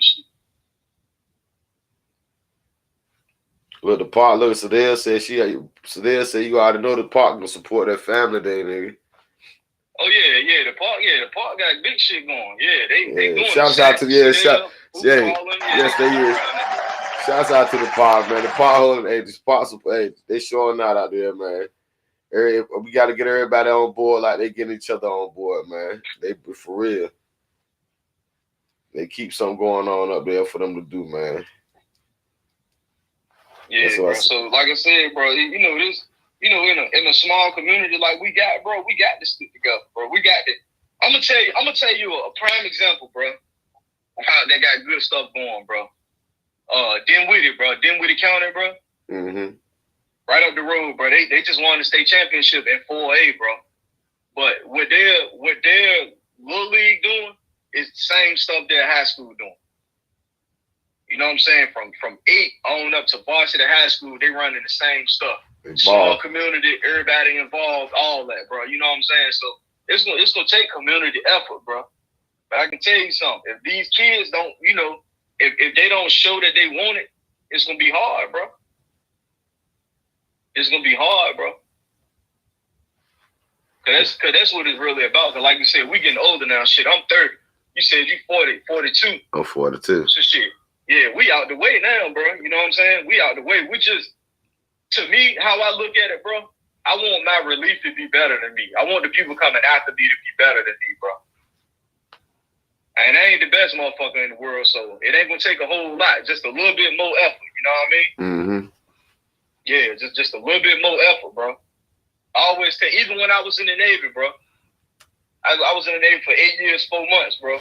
Cats used to be like, man, shit, bro, I'm trying to get like you. I'm like, no, be better than me, bro. Don't do what I do. Yeah. Create your own lane and do it better, bro. And that's what it's gonna take. And that's what goes back to me saying earlier about how I used to watch Keith Deloach and all of them play, because I wanted to be better than them. You know what I mean? Yeah. And that's something that I think they should do. They not that far removed. Shit, what's this? 2023? What? 16 years ago, 17 years ago, that was 06. Greensville went to the state tournament in 06, semifinals, lost to Robert E. Lee. That's a game they can go look up on YouTube right now. You said, oh yeah.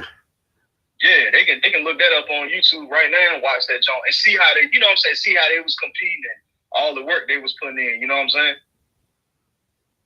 Yeah, there's a bunch of old, they should go watch all, type in old 7-5, like Virginia, all the old championships. Yeah, you guys are balling. Yeah, you can YouTube all that, and it'll make a difference on there. Granted, it's old and it might be outdated, but it'll show them a different form of grit. You know what I'm saying? It'll show them a different form of hard work that they got to put in. Yeah, a whole lot of them guys, man. They ain't just, like you said, they ain't just bad. They ain't just, like you said, you got to eat right. You got to have that more. You got to get the proper rest. You got to work out. Yeah, bro. You got to have discipline. You got to listen. You got to listen. You got to be able to. You got to have your own kid. They're gonna say some shit. Like I said, if anybody's saying something to you don't like, they might be telling you. They might because they love you. Yeah. And they want to see, they ain't gonna steer you wrong. And they ain't gonna see that. Sure. They don't want to see that. They want to see the best for you. Yeah. That's what I'm big on, man. I'm real big on. I'm real big on that character, bro.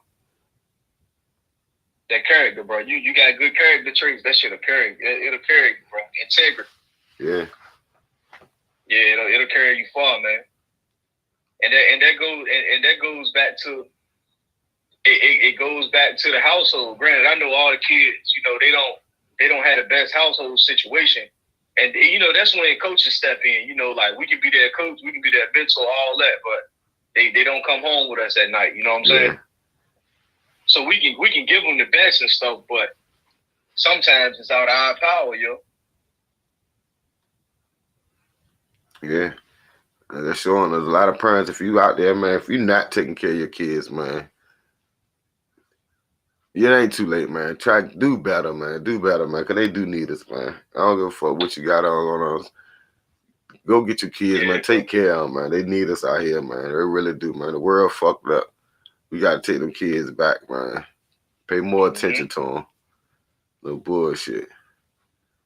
Because you just don't know, man. Don't let this motherfuckers, don't let a phone or a tablet raise these kids, man. You raise them, man. Understand I don't want to be up under you all the time to get older, but shit, you still got to know who your kid is, what they are into, because they change every day, every month, every hour. Still, check them, see who they is, see what's going on with them. Stay tuned in with them kids, man. And if you ain't tuned into them, man, get better with it and get tuned into them with them, man, because they need it. That's a fact. That's a fact. Yes, I'm telling you, they kids grow every day, man. They mind changing every day. They learn and they saying, talk to them, you see what's going on out of nowhere. Just check it. Just check them. What they call it? Check them. Shit. They need it, especially if you ain't had nobody checking you. Shit, you got to check yours. Yeah. But I said, I don't care. Shit. That's one thing about it. Them kids, they ain't asked to be here, so they here now. So you got to be there for them. You want somebody to be there for you, don't you? Hey. That's like I said, bro. That's important because they innocent at the end of the day, bro. Like even though they might be wilding out or doing whatever, bro, them kids still innocent, bro. They innocent, bro.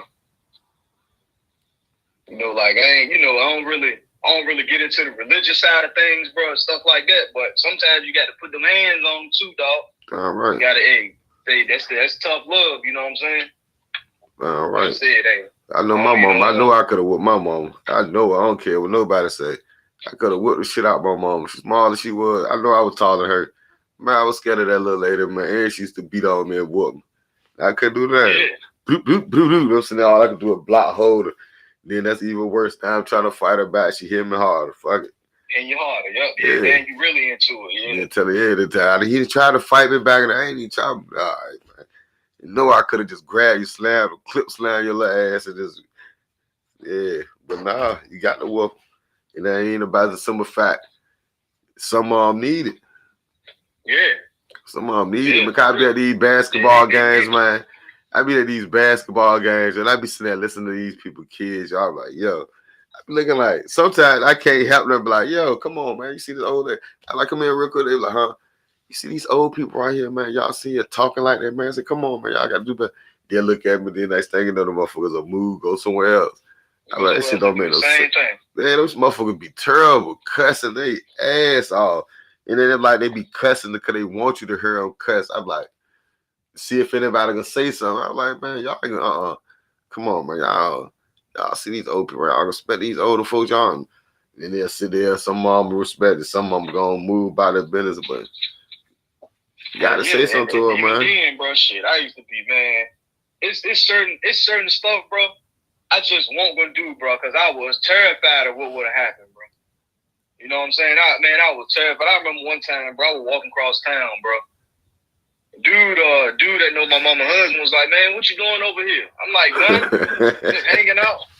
Way from the park. Cross town? No, I ain't supposed to be over there. When I got home, my mama ain't had no cell phone or nothing. Yeah, I knew you should have went on stayed out. When I got home, though, mom was like, where you been at? Ain't no need to lie, because she ain't gonna ask me where I been at if she ain't already know. Yeah. Cross town. Before you know it, blue, blue, blue.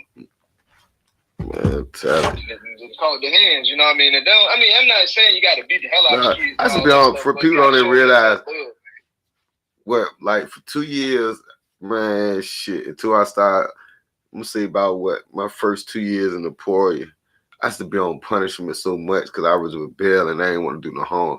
I used to be failing school. I always got in trouble. I get off punishment. My mom had me in that job for about 2 weeks. Get off, do some dumb shit, back on that job. The only way I got off punishment, nigga, I got a job.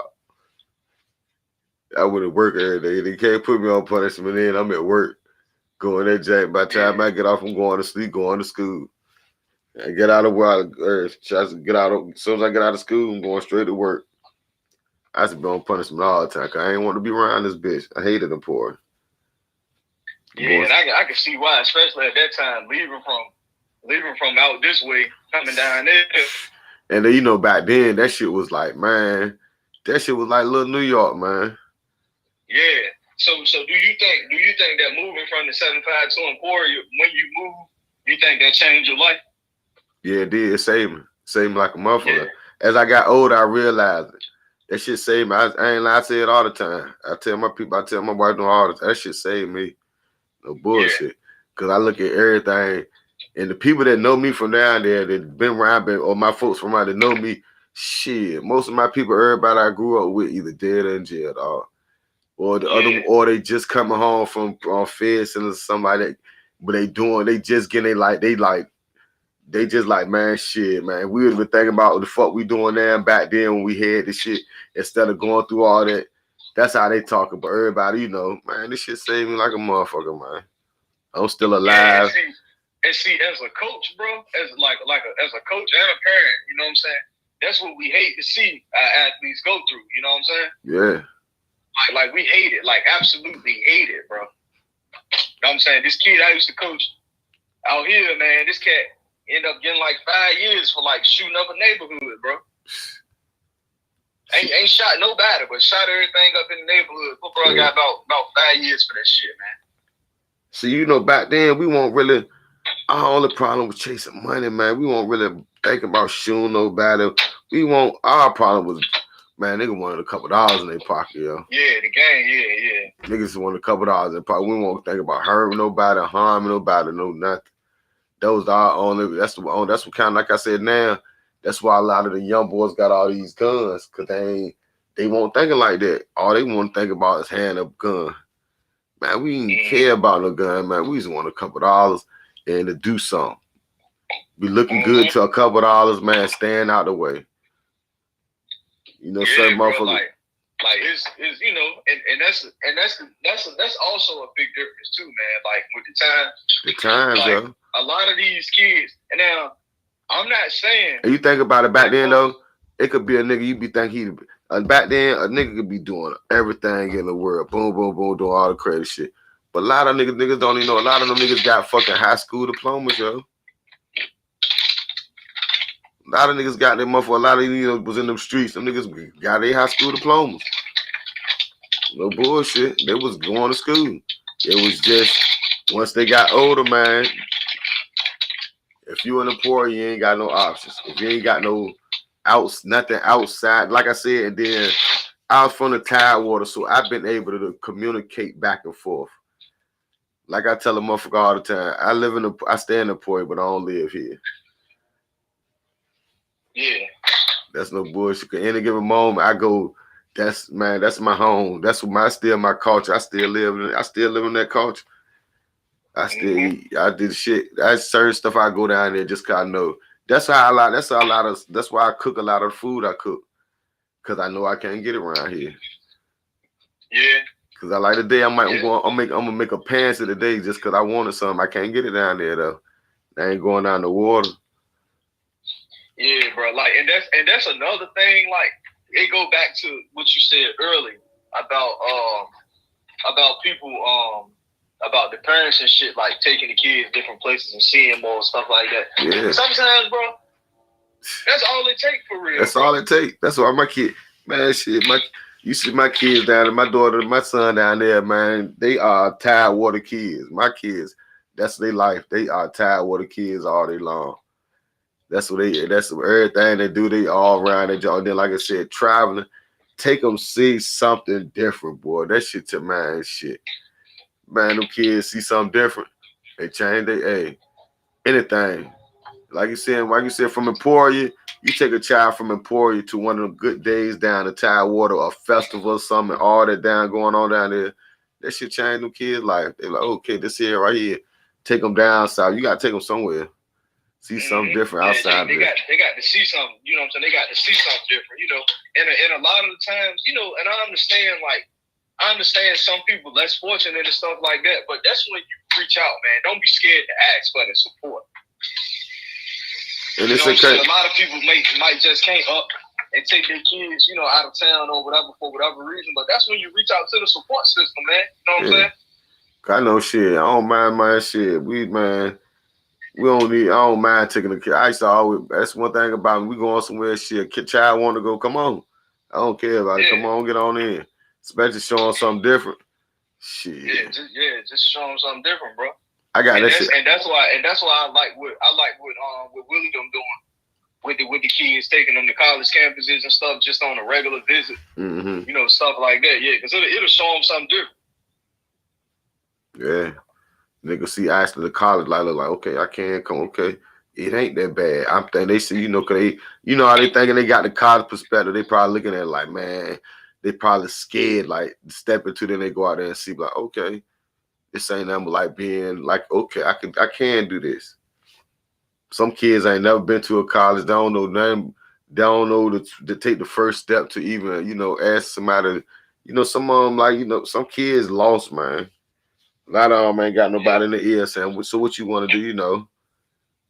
And then some kids shy, they might not even ask nobody, ask nobody how can they do it, because they feel like I'm asking a stupid question. Yep, because that's the type of stuff they probably been told all their life when they ask something that, you know what I'm saying? When they ask a question, don't be asking me no shit like that. Yeah. You know what I'm saying? When in reality, there ain't no such thing as a dumb question. Yeah, nah. If I don't know, I want to know. I asked you because I don't know. Mm-hmm. And 9 times 10, like I said. That's true, bro. I see it. You know what I'm saying? I done seen it. You know what I'm saying? Firsthand. Hey, Quisha. I done seen it firsthand, bro. That's why I say sometimes I be like, man, there's a difference. I'm missing that, but I'm thinking, I don't know, I might move back down there. So, cause you know, right now y'all popping down there. I miss home, yo, my hood banging right now, son. And then you know, hey, there's a lot going on. Yeah, that joke banging right now. The casino, boy, the casino is doing the numbers, boy. It's a lot going on. And look, then you know they got the other one. They got the temporary. That, you know, that's why I think the temporary joint gonna be at. They about to turn. Okay, now my word, y'all listen to me. What's this? The first of the month, Kool Hillbilliez Podcast. I'm telling y'all right now, the new temporary casino's about to be in the MacArthur Mall. I can see that happen. Cause they watch my word. The temporary casino is about to be downtown Norfolk in the MacArthur Mall until they build one off the edge. So y'all about to have 2 casinos by the summertime down there. Shout out to motherfucking Rivers Casino. Yeah, they got what you call it on the foreclosure or something, ain't it, MacArthur? Yeah, and you already. So what's next? What's up, D? What's going on, man? One of my fellow watchers, my Kool Hillbilliez, man, Mr. Gap Derek Fields on the joint. Yeah, that's gonna be. You ain't been to the Rivers yet? No, I ain't been over there, bro. But I ain't had time to really do shit for real, cause shit, bro, my son be having track practice during the week, like 2 days out the week. And then on Saturdays, he go to baseball workouts. And on Sundays, the track meet. So I ain't been any time shit for real. That's it. I'm gonna get down there. Going on down there. I'm gonna take my son to the little. They got the pizza joint in there. They got the restaurants, and they got 2 restaurants. And now I'm gonna take my son to the restaurant in there. Yeah, you know what I mean. Yeah, you know they got the kid. Straight. They got the kid friendly part over there. You can take the kids to eat and shit. Mm-hmm. Yeah. Yeah, man. You ain't been when the last time you been how much cooking you been doing, man? Tell them tell them about your cooking and for everybody who tuned in and let them know who you is, man. Yeah, man. Tigger's Kitchen, man. Tap in with my personal chef, catering services. No job too big or too small, man. At Tigger's Kitchen on Instagram. And you can follow me at Tigger's Kitchen on Facebook or my personal page, Terry Kane, man. Just chopping it up with Big right now. Yeah, man. Look, I asked you for 20 minutes. You know how long you been up here, man? Man, this shit been like an hour and a half. Man, almost 2 hours, man. But that's how it go, though. You know what I'm saying? You know, everything tie in together, you know? Yeah. But as far, like I said, man, as far as cooking going, man, I got I'm about to start pushing these lunch boxes out here, man. Oh, okay, you know what I'm saying? The joint will come with my signature market salad. You can get a salad or a sandwich, or you can do both, and it come with a bag of chips, a homemade cookie, and a drink. That's dope. I'm probably gonna lean toward like different type of teas or whatever, like green tea. You know what I'm saying? Like a peach tea, stuff like that. Something healthier, you know what I'm saying, and quick. Yeah. As far as the drink go, but yeah, like I got a salad that's pretty good. You know what I'm saying? And I've been trying to decide how I want to do the sandwiches. If I want to go turkey, chicken, you know what I'm saying? How, you know, I might have a whole jump. Might have a whole pick 3 type of jump. You know what I'm saying? Yeah. Salmon. That's what I'm working on now. I'm getting that in the works now. You know what I'm saying? A toasted salmon burger, like a little toasted salmon jump, yeah.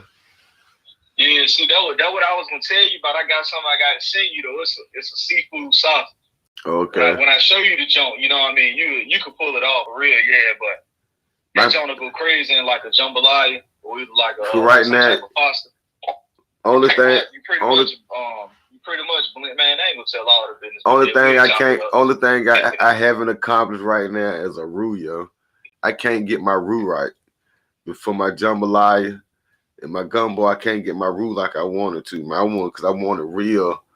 I want it like a I don't want it like a soup. I want it like they had like a gravy. You know how you know how Yard House jambalaya is? Mm-hmm. I need to get mine like that so you can pour it on top like that gravy.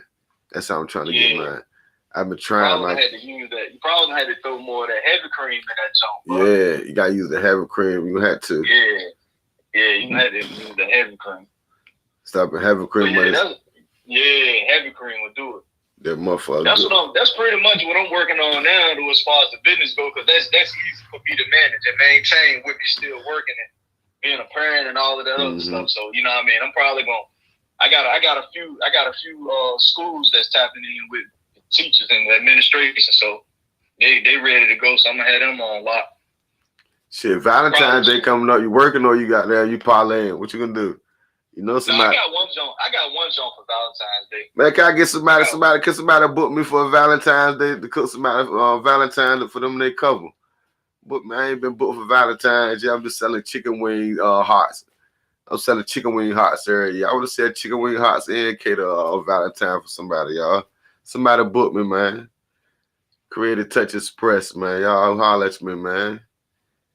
Yeah, man. I only got one joke because, like I said, track gonna be getting my weekends. You know what I mean? But after that, though, I'm gonna be rolling right into baseball. So it's just, you know what I mean? I get to that when I can. You know what I'm saying? Yeah. I need to, but I'm gonna tell you what I need to do though, bro. I need to go ahead and invest in a camera and get the social media jumping for real, like I wanted to go. Man, my wife told me she taught me into getting TikTok today, yeah. Told me I need to start doing TikTok cooking videos, man. Yeah, bro. She said, and I ain't no TikTok type of person. I stroll on the jump. I told her I ain't gonna do no stroll. I just want to post. Cause she said all the shit. She's like, damn, man. She said, you see here. We said, who would think of doing some shit like that? You just cook. I'm like, me or sit here. I'm like, cause I be putting shit together. Like, oh shit, and I put that shit together. Like last night, I had a piece of salmon left. I had a piece of salmon that I had in the refrigerator from when I cooked the night before. I said, you know what? I threw that joint on the griddle, and I had the juice left from the Barrera tacos. I just dumped that salmon in there and saved me the juice and put that shit on that griddle and got it real crunchy. Man, that shit was so good. Yeah, bro. Like that's but the only thing about it, bro, the only takeaway I say from posting your stuff like on social media, if a motherfucker wanna book you and they see you making everything, they gonna go make it themselves instead of booking you to do it. Yeah.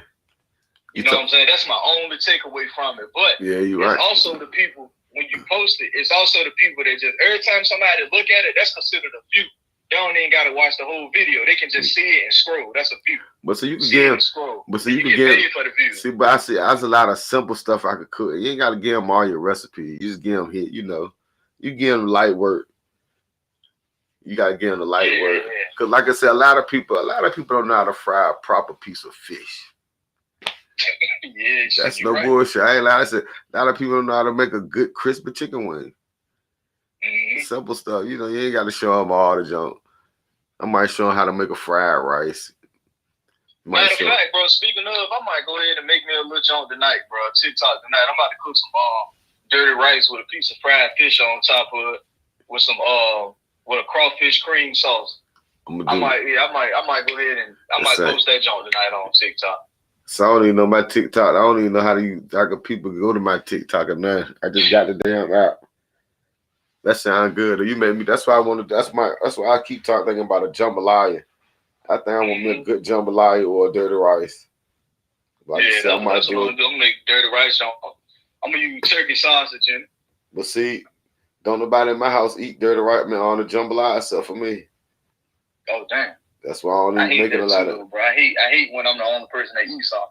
Cause goddamn shit, my wife said stink, but she ain't never ate it. But look, no bullshit. When we went to your house, she said that shit was good. She ate some. She'll eat that jambalaya. But when I make it, it's like. But when I cooked it the first time I ever cooked it for her, she was pregnant, and she said that smell. It kind of. Oh yeah. It be a lot going on with that. Yeah. Yeah, it do be a lot going on with that junk. But a motherfucker fried piece of fish. You ever ate the what's the you ain't never tried the eel at the International Food Mart? Man, I ain't never ate no eel, bro. They got that big piece of eel in there. They got the octopus in there. You ever cooked the whole octopus? That's the only thing I ain't tried yet. No, I ain't never cooked the octopus. I done ate it before. Like seafood wise. I ain't never ate it neither. I was scared. My brother ate it. My brother said it was good.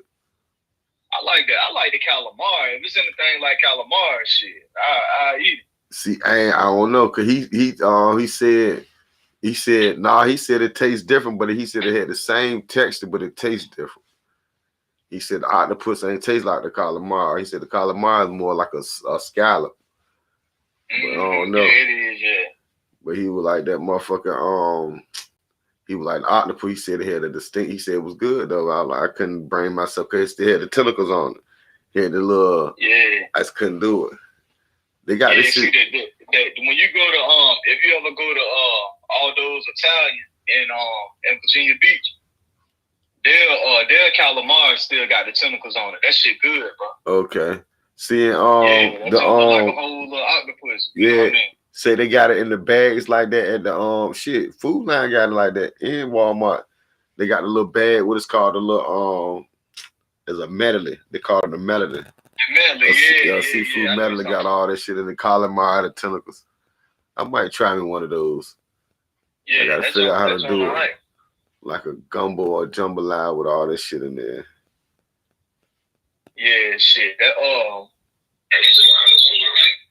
like a gumbo or jambalaya with all this. Yeah. But I want to try that. I want to try that. You said what kind of sauce you gonna use for the catfish? Like a crawfish tail, like a cream sauce, pretty much, and just top that junk with it. Just season however you want to season it, and just pour it over it. Cause sometimes you know how rice sometimes that shit'll dry out. Mm-hmm. You know what I mean? You add that cream sauce to that junk. It ain't even gotta be a whole lot, just enough to top the fish with it. Shit gonna be right. Yeah, that's why I be using that for some time to put on this stuff salmon. Mm-hmm. But I did it last week. I had used the rest of that, and poured it on a piece of fish. I cooked some whiting and poured it on top of that shit. That shit was good. Hey, you ever tried that fish they sell in Food Line called sway? Yeah, you gotta cook it right though. Yeah, you gotta cook it right. Yeah. How I'm gonna tell you, how bro. you do yours? Cause With I that fried jump, it. bro, I use this. I like it better baked. What you say, bro? I like it better baked. Bait? Yeah. Man, I don't really fool with bait like that. Bait fish at all. I don't really fool with it, bro. I'd rather just seal that joint on fried for real. Okay. Yeah, I don't really. Yeah, that's what I'm talking about. Like I seared it. That's what I'm talking about. My bad. I had seared the I put it on the griddle. That switch on with some. I swear I put some teriyaki on it. Then I had fried a piece. But I liked it. Yeah, I liked it better on that grill. The fried joint where it's at. I'm like, yeah. That fried sweet, that's where it's at. Yeah. What about that's that? Where it's at, shit. What about that? The reds, that snapper. Man, I love that joint. The motherfucker, that red fillet snapper jank. Shit, I don't eat fillet, nigga. I eat the whole fish. Yeah, me. That's all. Yeah, I eat it like that too. I just that's how I eat it. Head off down. Sometimes I keep the head. I keep the head on. Got the best meat in it. Sometimes I keep the head on. Yeah, because if it's a big one, I keep the head on it. But man, I have in the International Food Mart, they had the fillets. They had the snapper fillets. Man, I fried one of them bitches and made a sandwich out of, boy. That fried snapper, that bitch good. And it's nice and crispy. It high on fried, it fried right, little crunchy. That shit was nice. See, I went to MP's. I went to MP's and bought one. Nah, shit. I bought like 3 of them joints. You know what I mean? I just scored them on the side. Yeah. Season that joint, pack the season all in it, bro. Man, drop that joint in the grease just like that, bro. No bad. Yeah. That joint good, but I'm talking about. But you got to get you some of them fillets, snapper fillets, and make you a nice little fish sandwich with that. That joint hit. Yeah, I get one of them joints. They be selling them joints at the at Graham and Rollins, the little seafood market in Hampton. They be selling them there. They got one over there too. Okay. Yeah, they got a seafood market over there. Yeah, that shit just has a motherfucker, but it's good though. But I think shit. It's high in there too, but Wegmans be handling there sometimes too, I think. I still gotta go to Wegmans. I ain't never been. You ain't never been to Wegmans? Man. I ain't never been in that joint. Man, bro. You be a cook, man. Never step foot in that bitch. So where you was getting your sometimes too, I think. So where you was getting your what's the name from? Your chops. The lamb chop. Yeah. Shit, I would get them from the fresh market or the Sam's Club. Okay. But the fresh market, they done went up though. Them joints like $19 a pound now. Man, them bitches high as hell as Spivers, boy. Yeah, Spivers got them. That's what people gotta know though. They be wanting lamb, but lamb high, bro. Spivers got them, but they so high. But them racks, you say Wegmans got, you get what? It's like on they little racks be what? You probably get like 9 up there. They probably like $20. Might be like $21, $23, something like that. That shit high. Yeah, that's a deal then. Cause you get 9 pieces on the rack. Yeah, you get about 9 pieces on the rack. But shit, you talking about going to fresh market getting them? You looking to spend about $40 a rack? Cause they be a little big. They got this. They're like this. Wegmans, like you said, the crawfish tail. They got the bag of They got the bag of lobster meat tail, and they got the bag of chopped up lobster. And Wegmans for like $25. Like a 2-pound bag. I'm gonna have to go over there. It's like a 2-pound bag, and I was using that junk to make the little lobster rolls. See, yeah, I'm gonna have to go over there, but shit, that shit gonna be like a day trip. Cause Wegmans like an hour from me. Okay, well, y'all got one over that side. What you say? Y'all ain't got one on your side. Hell nah, I wish we did have one. That joint out the beat. Okay, yeah. So the closest Wegmans down there is the one off of Independence. Independence, yeah. That's the one by my daughter, John. Yeah, right there about that's the one I go to. Cheesecake Factory and all that. That's the one I go to. Damn, I thought it was more than one around that joint. I thought they had one over this side. Okay. Yeah, nah, I wish they did. Yeah, they did have one, bro. They shorted us with that. Yeah, Wegmans got what? Shit, Wegmans got good. They got a lot of organic stuff in there.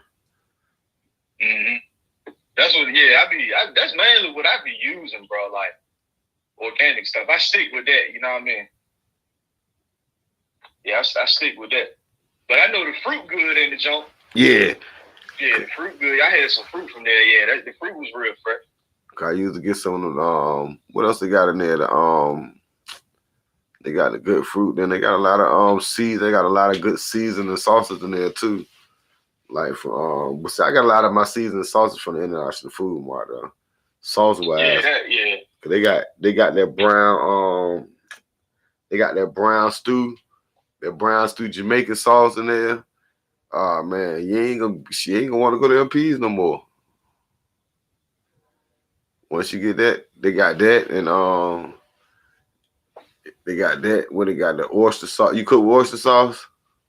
Yeah, I got this crazy pasta I be making. I got oyster sauce in it.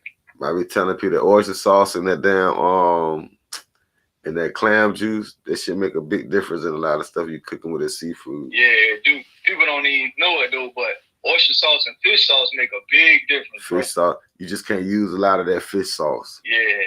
You gotta use that shit moderate. It should make a huge difference. Make a huge difference. That's what a lot of that Chinese food motherfuckers be making with they fried rice and all that.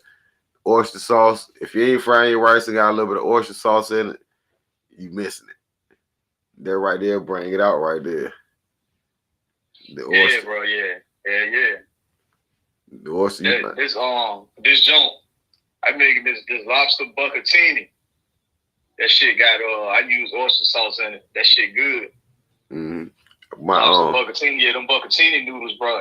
You pretty much you cook this on like a regular pasta, but right when the noodles get done, everything goes done, you put that bitch in the wok. You know what I'm saying? And wok that junk like you know what I mean, like the Chinese people be doing, man. That shit be right, bro. I gotta walk in there. I ain't used that motherfucker in a minute. But no, last time I used it, I cooked the pans. That's what I'm about to cook tonight, pan. But you got me want some dirty rice now. Yeah, that's what I'm on tonight, bro. I'm about to make the dirty rice. Yep, they hit the I'm damn sure gonna make a little TikTok. I'm a damn sure make either a reel cause I got the joint on Instagram, bro. Like one of my joints then got so many views. They sent me the little junk where I can start getting paid for it. But I ain't posted nothing since, bro. Cause when I be in it, I don't be thinking about the camera, bro. Yeah. Yeah, I'm dialed in, bro. I ain't thinking about recording none of that shit, bro. I got some scallops over that motherfucker. That's why I said I'm gonna cook tonight. I got some fish and some scallops. Hey, look, bro, I'm gonna tell you what to do, bro. You take them scallops, bro, and get you some heavy cream, bro, and mix in like you about to make some pasta, but you put pesto in it, like some pesto cream. Yeah. And just drizzle that joint over the scallops. Yeah. Man. Yeah, that's where it's at right there. But that pesto, is the appetizer, you know what I mean? See, like all that stuff like that, my wife don't eat all that pesto and stuff. I'm gonna try. So I gotta cook. See with her, I gotta cook it and just give it to her. Let's make her try it. Cause a lot of stuff she says she don't eat, but she do. Yeah, bro. Hey, I'm telling you though, them scallops, bro, with that creamy basil drizzle on it, going crazy. Whipping cream and motherfucking that pesto. And put that on top of motherfucking some, let me see, some jasmine rice or something with, nah. So I want some fish with that. I want some fish. Some chicken. I about to say I want some chicken breast. I about to say I want some fish. Then I do that. Shit, you can put it on top of it. Yeah, a piece of croaker. Yeah. See, I put some. I made the pasta one time. I made the whole pesto pasta. I had an extra piece of salmon in the freezer and cooked that joint. And then just like I said, bro, just mixed it all in. Man, that shit hit. Bro, I love pesto, bro. That's like one of my favorite additives. That's I'm gonna tell you somebody else who cook with pesto all the time. My man Anaki, he love that shit, yeah. Bro, I love that joint. That man cook. I go to the store. That's bro, all he cooking steak in, bro. In a jar of pesto. That's all that. Dip the bread in that joint. That's all that man cook his That's how he cook his steak in pesto. I ain't cooking it. Bro. I told him I'm gonna do me a pesto. So I got a pesto in there with that bitch TAC. I got a whole TAC. I got something in there. I said I cooked me a steak in that joint one time. That bitch was good. But that shit got probably about 7-8% THC oil. Damn. Yeah. You don't be cooking. That's another thing. A lot of people have been asking me about, but I ain't tapped into it yet, bro. Like infused and stuff. Man, get with me, man. Yeah, I ain't got into that. I know a lot of people. That's what I'm doing tonight. I'm gonna do me a infused. I'm gonna do me a infused and a fused dish for TikTok tonight. That's gonna be my first video. Yeah, and then just put the hashtags on it, bro. Before you know it, you'll have about 600-700 views, bro. Yep, watch what I'm gonna do it, yeah. I'm gonna do me a TikTok, John. I'm gonna do me a fused TikTok video. Cause I got something on I might cook. I might do that pesto, John. You just told. I don't know. I'm gonna cook me some. I'm gonna use that motherfucker. I got a nice old, but shit, I got the plug on that oil, man. Shit, I can make you the oil. I definitely. Shit, I can make you some oil. I got put it down. I definitely tap into that junk for real. You know what I mean? Cause just you know what I'm saying. Just to see what's out there for the people that ask. Cause a lot of people into it too. Cause a lot of people don't smoke it, but they like edibles and then they food. Yeah, they like to get high, but they don't like to smoke it. They prefer not to smoke it. Cause shit, I got a lot of folks, man. Shit, they love an edible, but they don't like smoking. Yeah, I know that. You know what I mean? I know that's a big thing now, and I feel like I probably could make more bread if I told people like, look, we can do this shit infused too. This nigga said, "Can I go to?" Really, yeah. What's going on, Trey? Hey, Kristen Hyman. Hey, Kristen. Shouts out to my baby.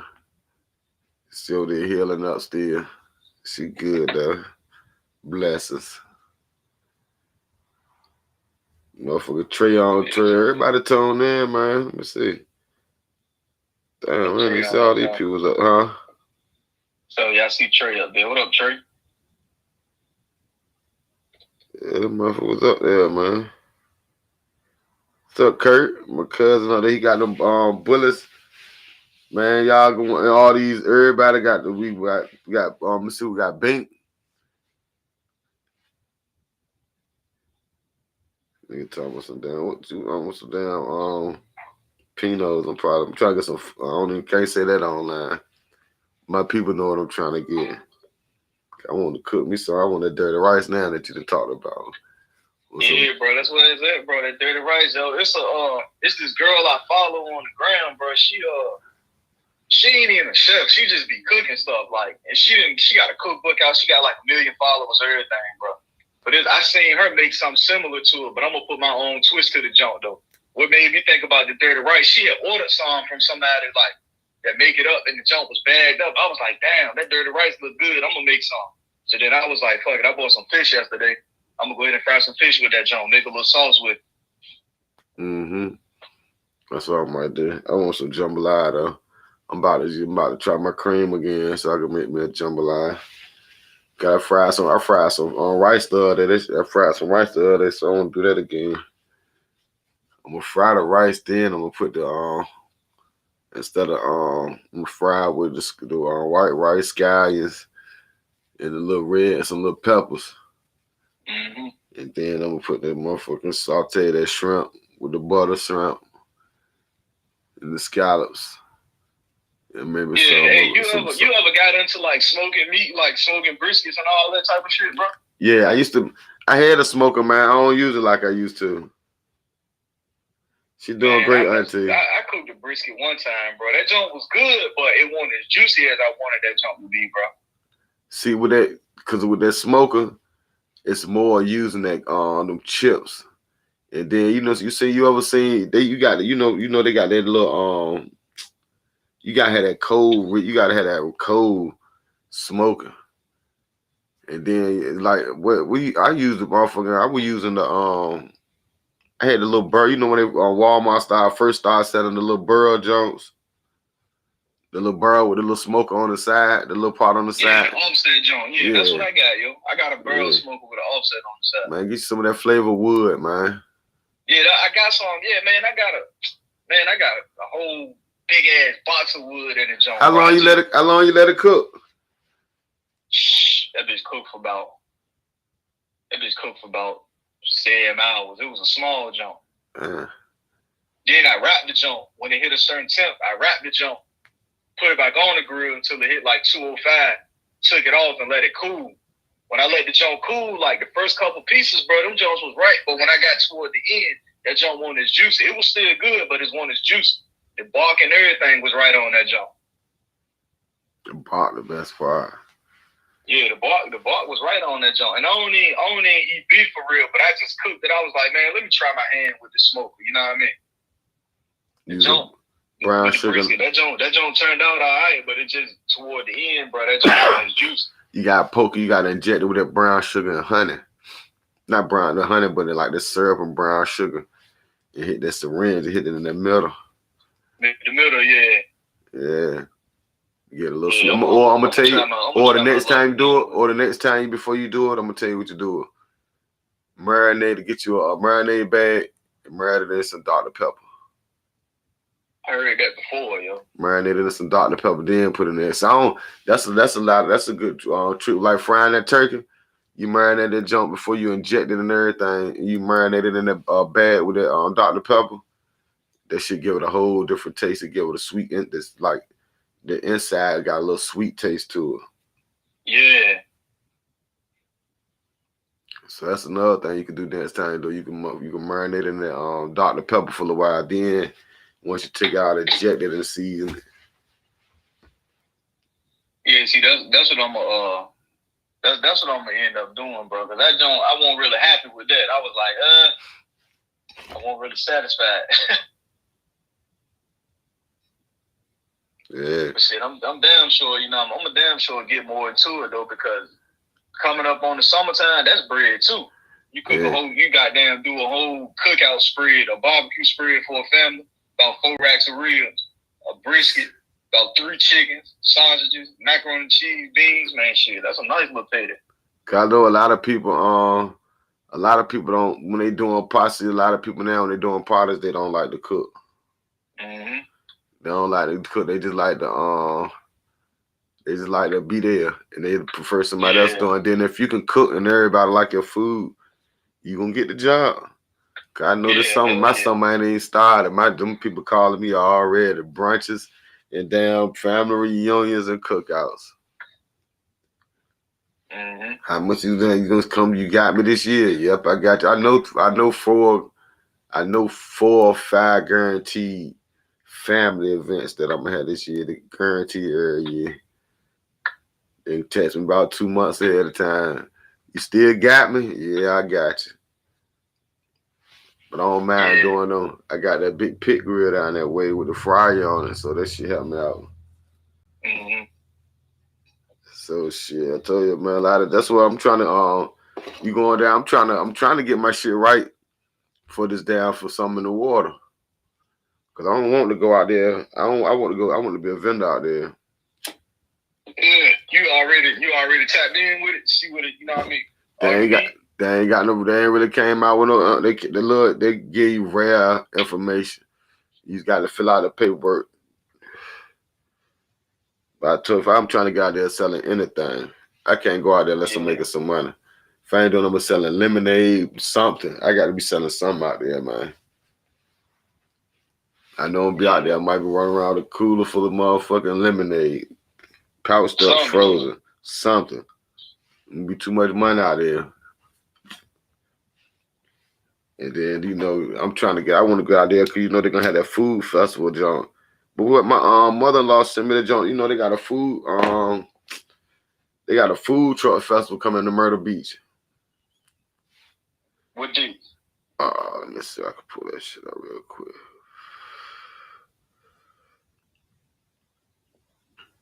Before I send it to my mama, I'll send it to me.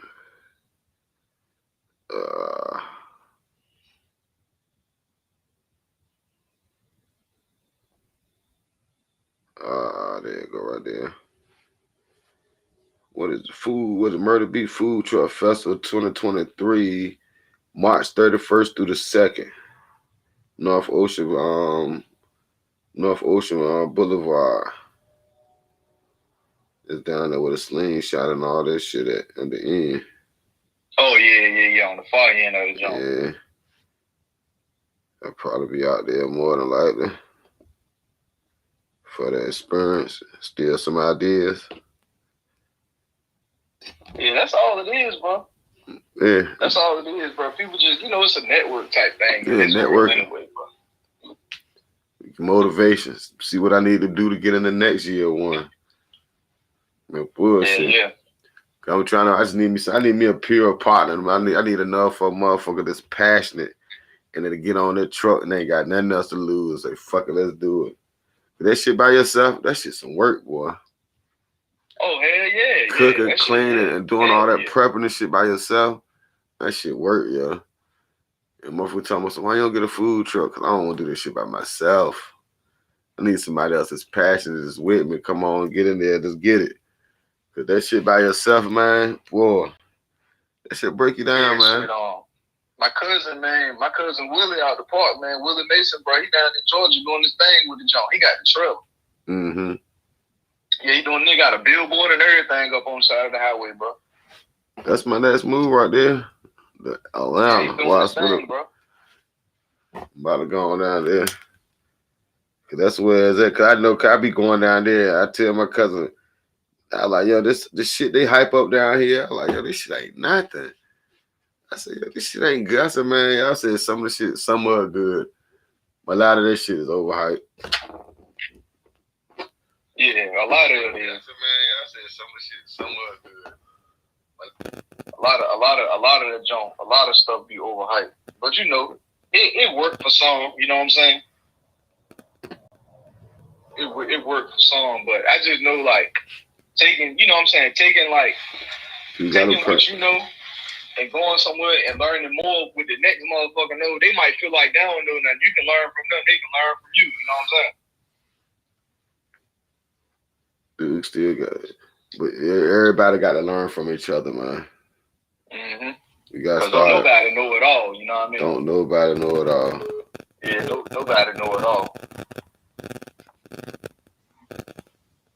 Shit, and that's what I like, you know what I'm saying, is especially like with this joint, like with cooking and stuff, bro. I gotta go somewhere, you know what I mean? And I just like, I like going places where the food catered and stuff like that. And I just tell them like, yo, like I do such and such too. Like, you got any words for me? They'll tell me some shit that can help me, you know, like so.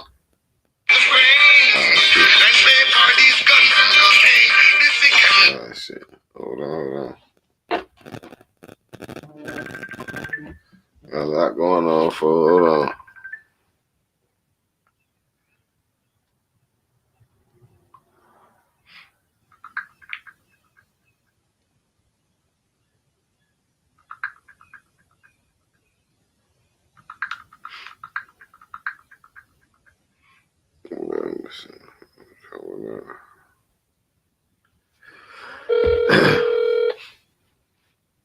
Let me bring him back. All right, I'm back, bro. Yo. You? Yeah, because I ask questions too. I be asking, what sauces though? What kind of sauce y'all use to make that?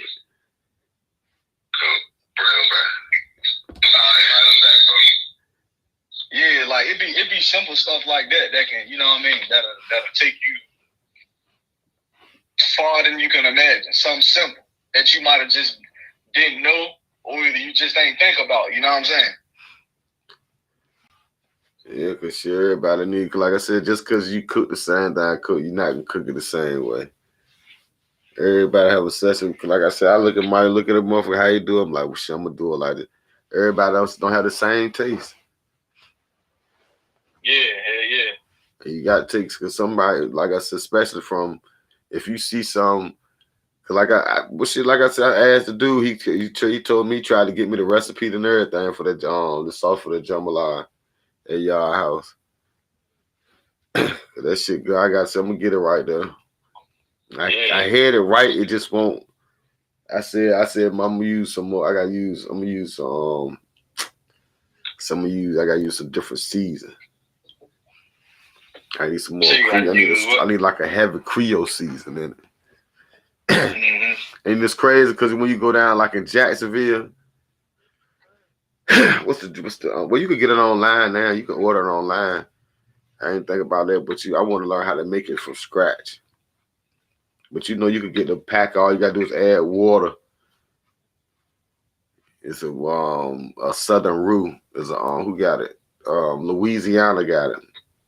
Yeah. They got the Southern Roux package. You put that shit in so it's like a gravy, and you stir the shit up. I need to learn how to make that shit from scratch. Yeah, bro. Like that's the thing, bro. Like a lot of, and you know, I ain't downplaying nobody what they doing, but a lot of these people that's doing chefs and catering stuff, bro, man, they thugging it with stuff that's out the box, bro. But when you start making it from scratch, and your product, you know what I mean, your product will have more quality to it, bro. Yeah, sometimes if it's like vegetables, sometimes you got to, you know, sometimes that depends on what you got to get that fresh. You got to get them that fresh stuff sometimes. You got to, bro. Yeah, like that fresh chicken, it cook better, especially if you're rushing. If you're rushing, that's why I like spiving sometimes. Cause like I said, they might give you a little small chicken wing sometimes, but they medium wing, they cook good. They cook way different from that bad frozen wing. Oh yeah, hell yeah.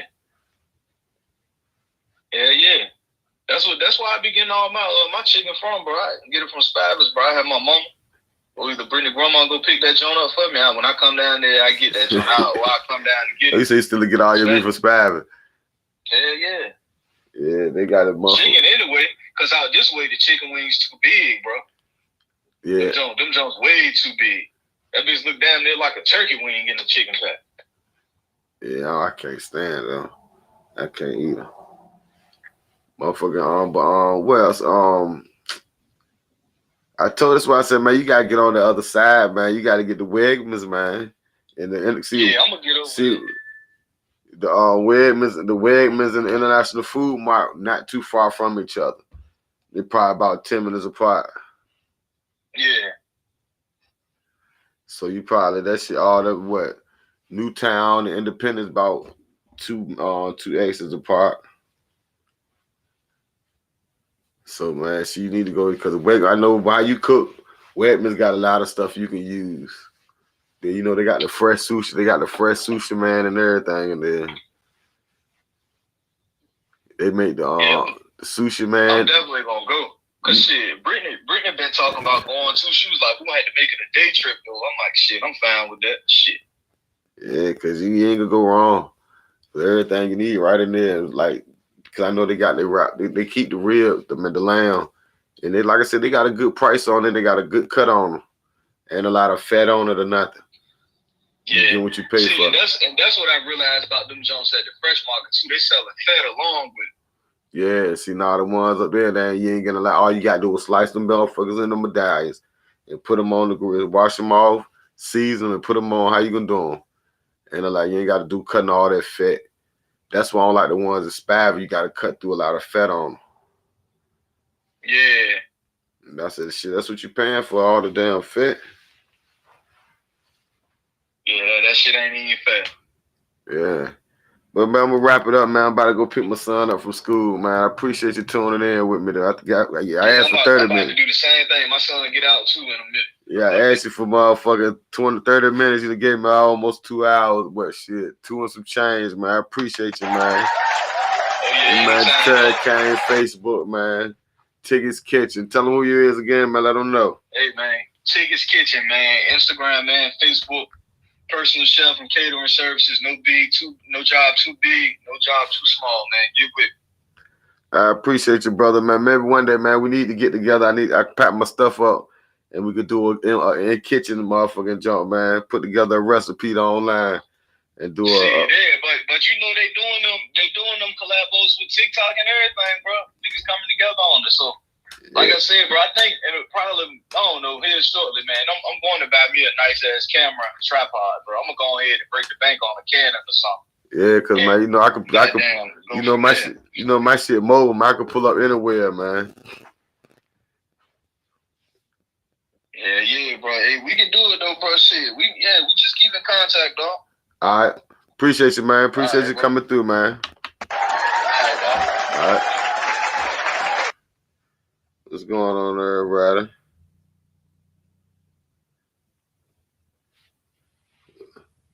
That was a good conversation, man. I asked the man for 20 minutes. He came through for a minute, man.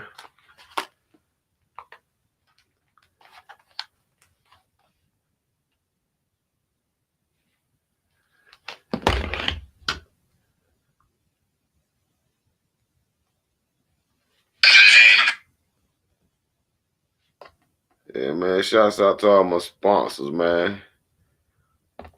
Shouts out to my sponsor, my number one sponsor, Encore Vintage, Mike Rod, man.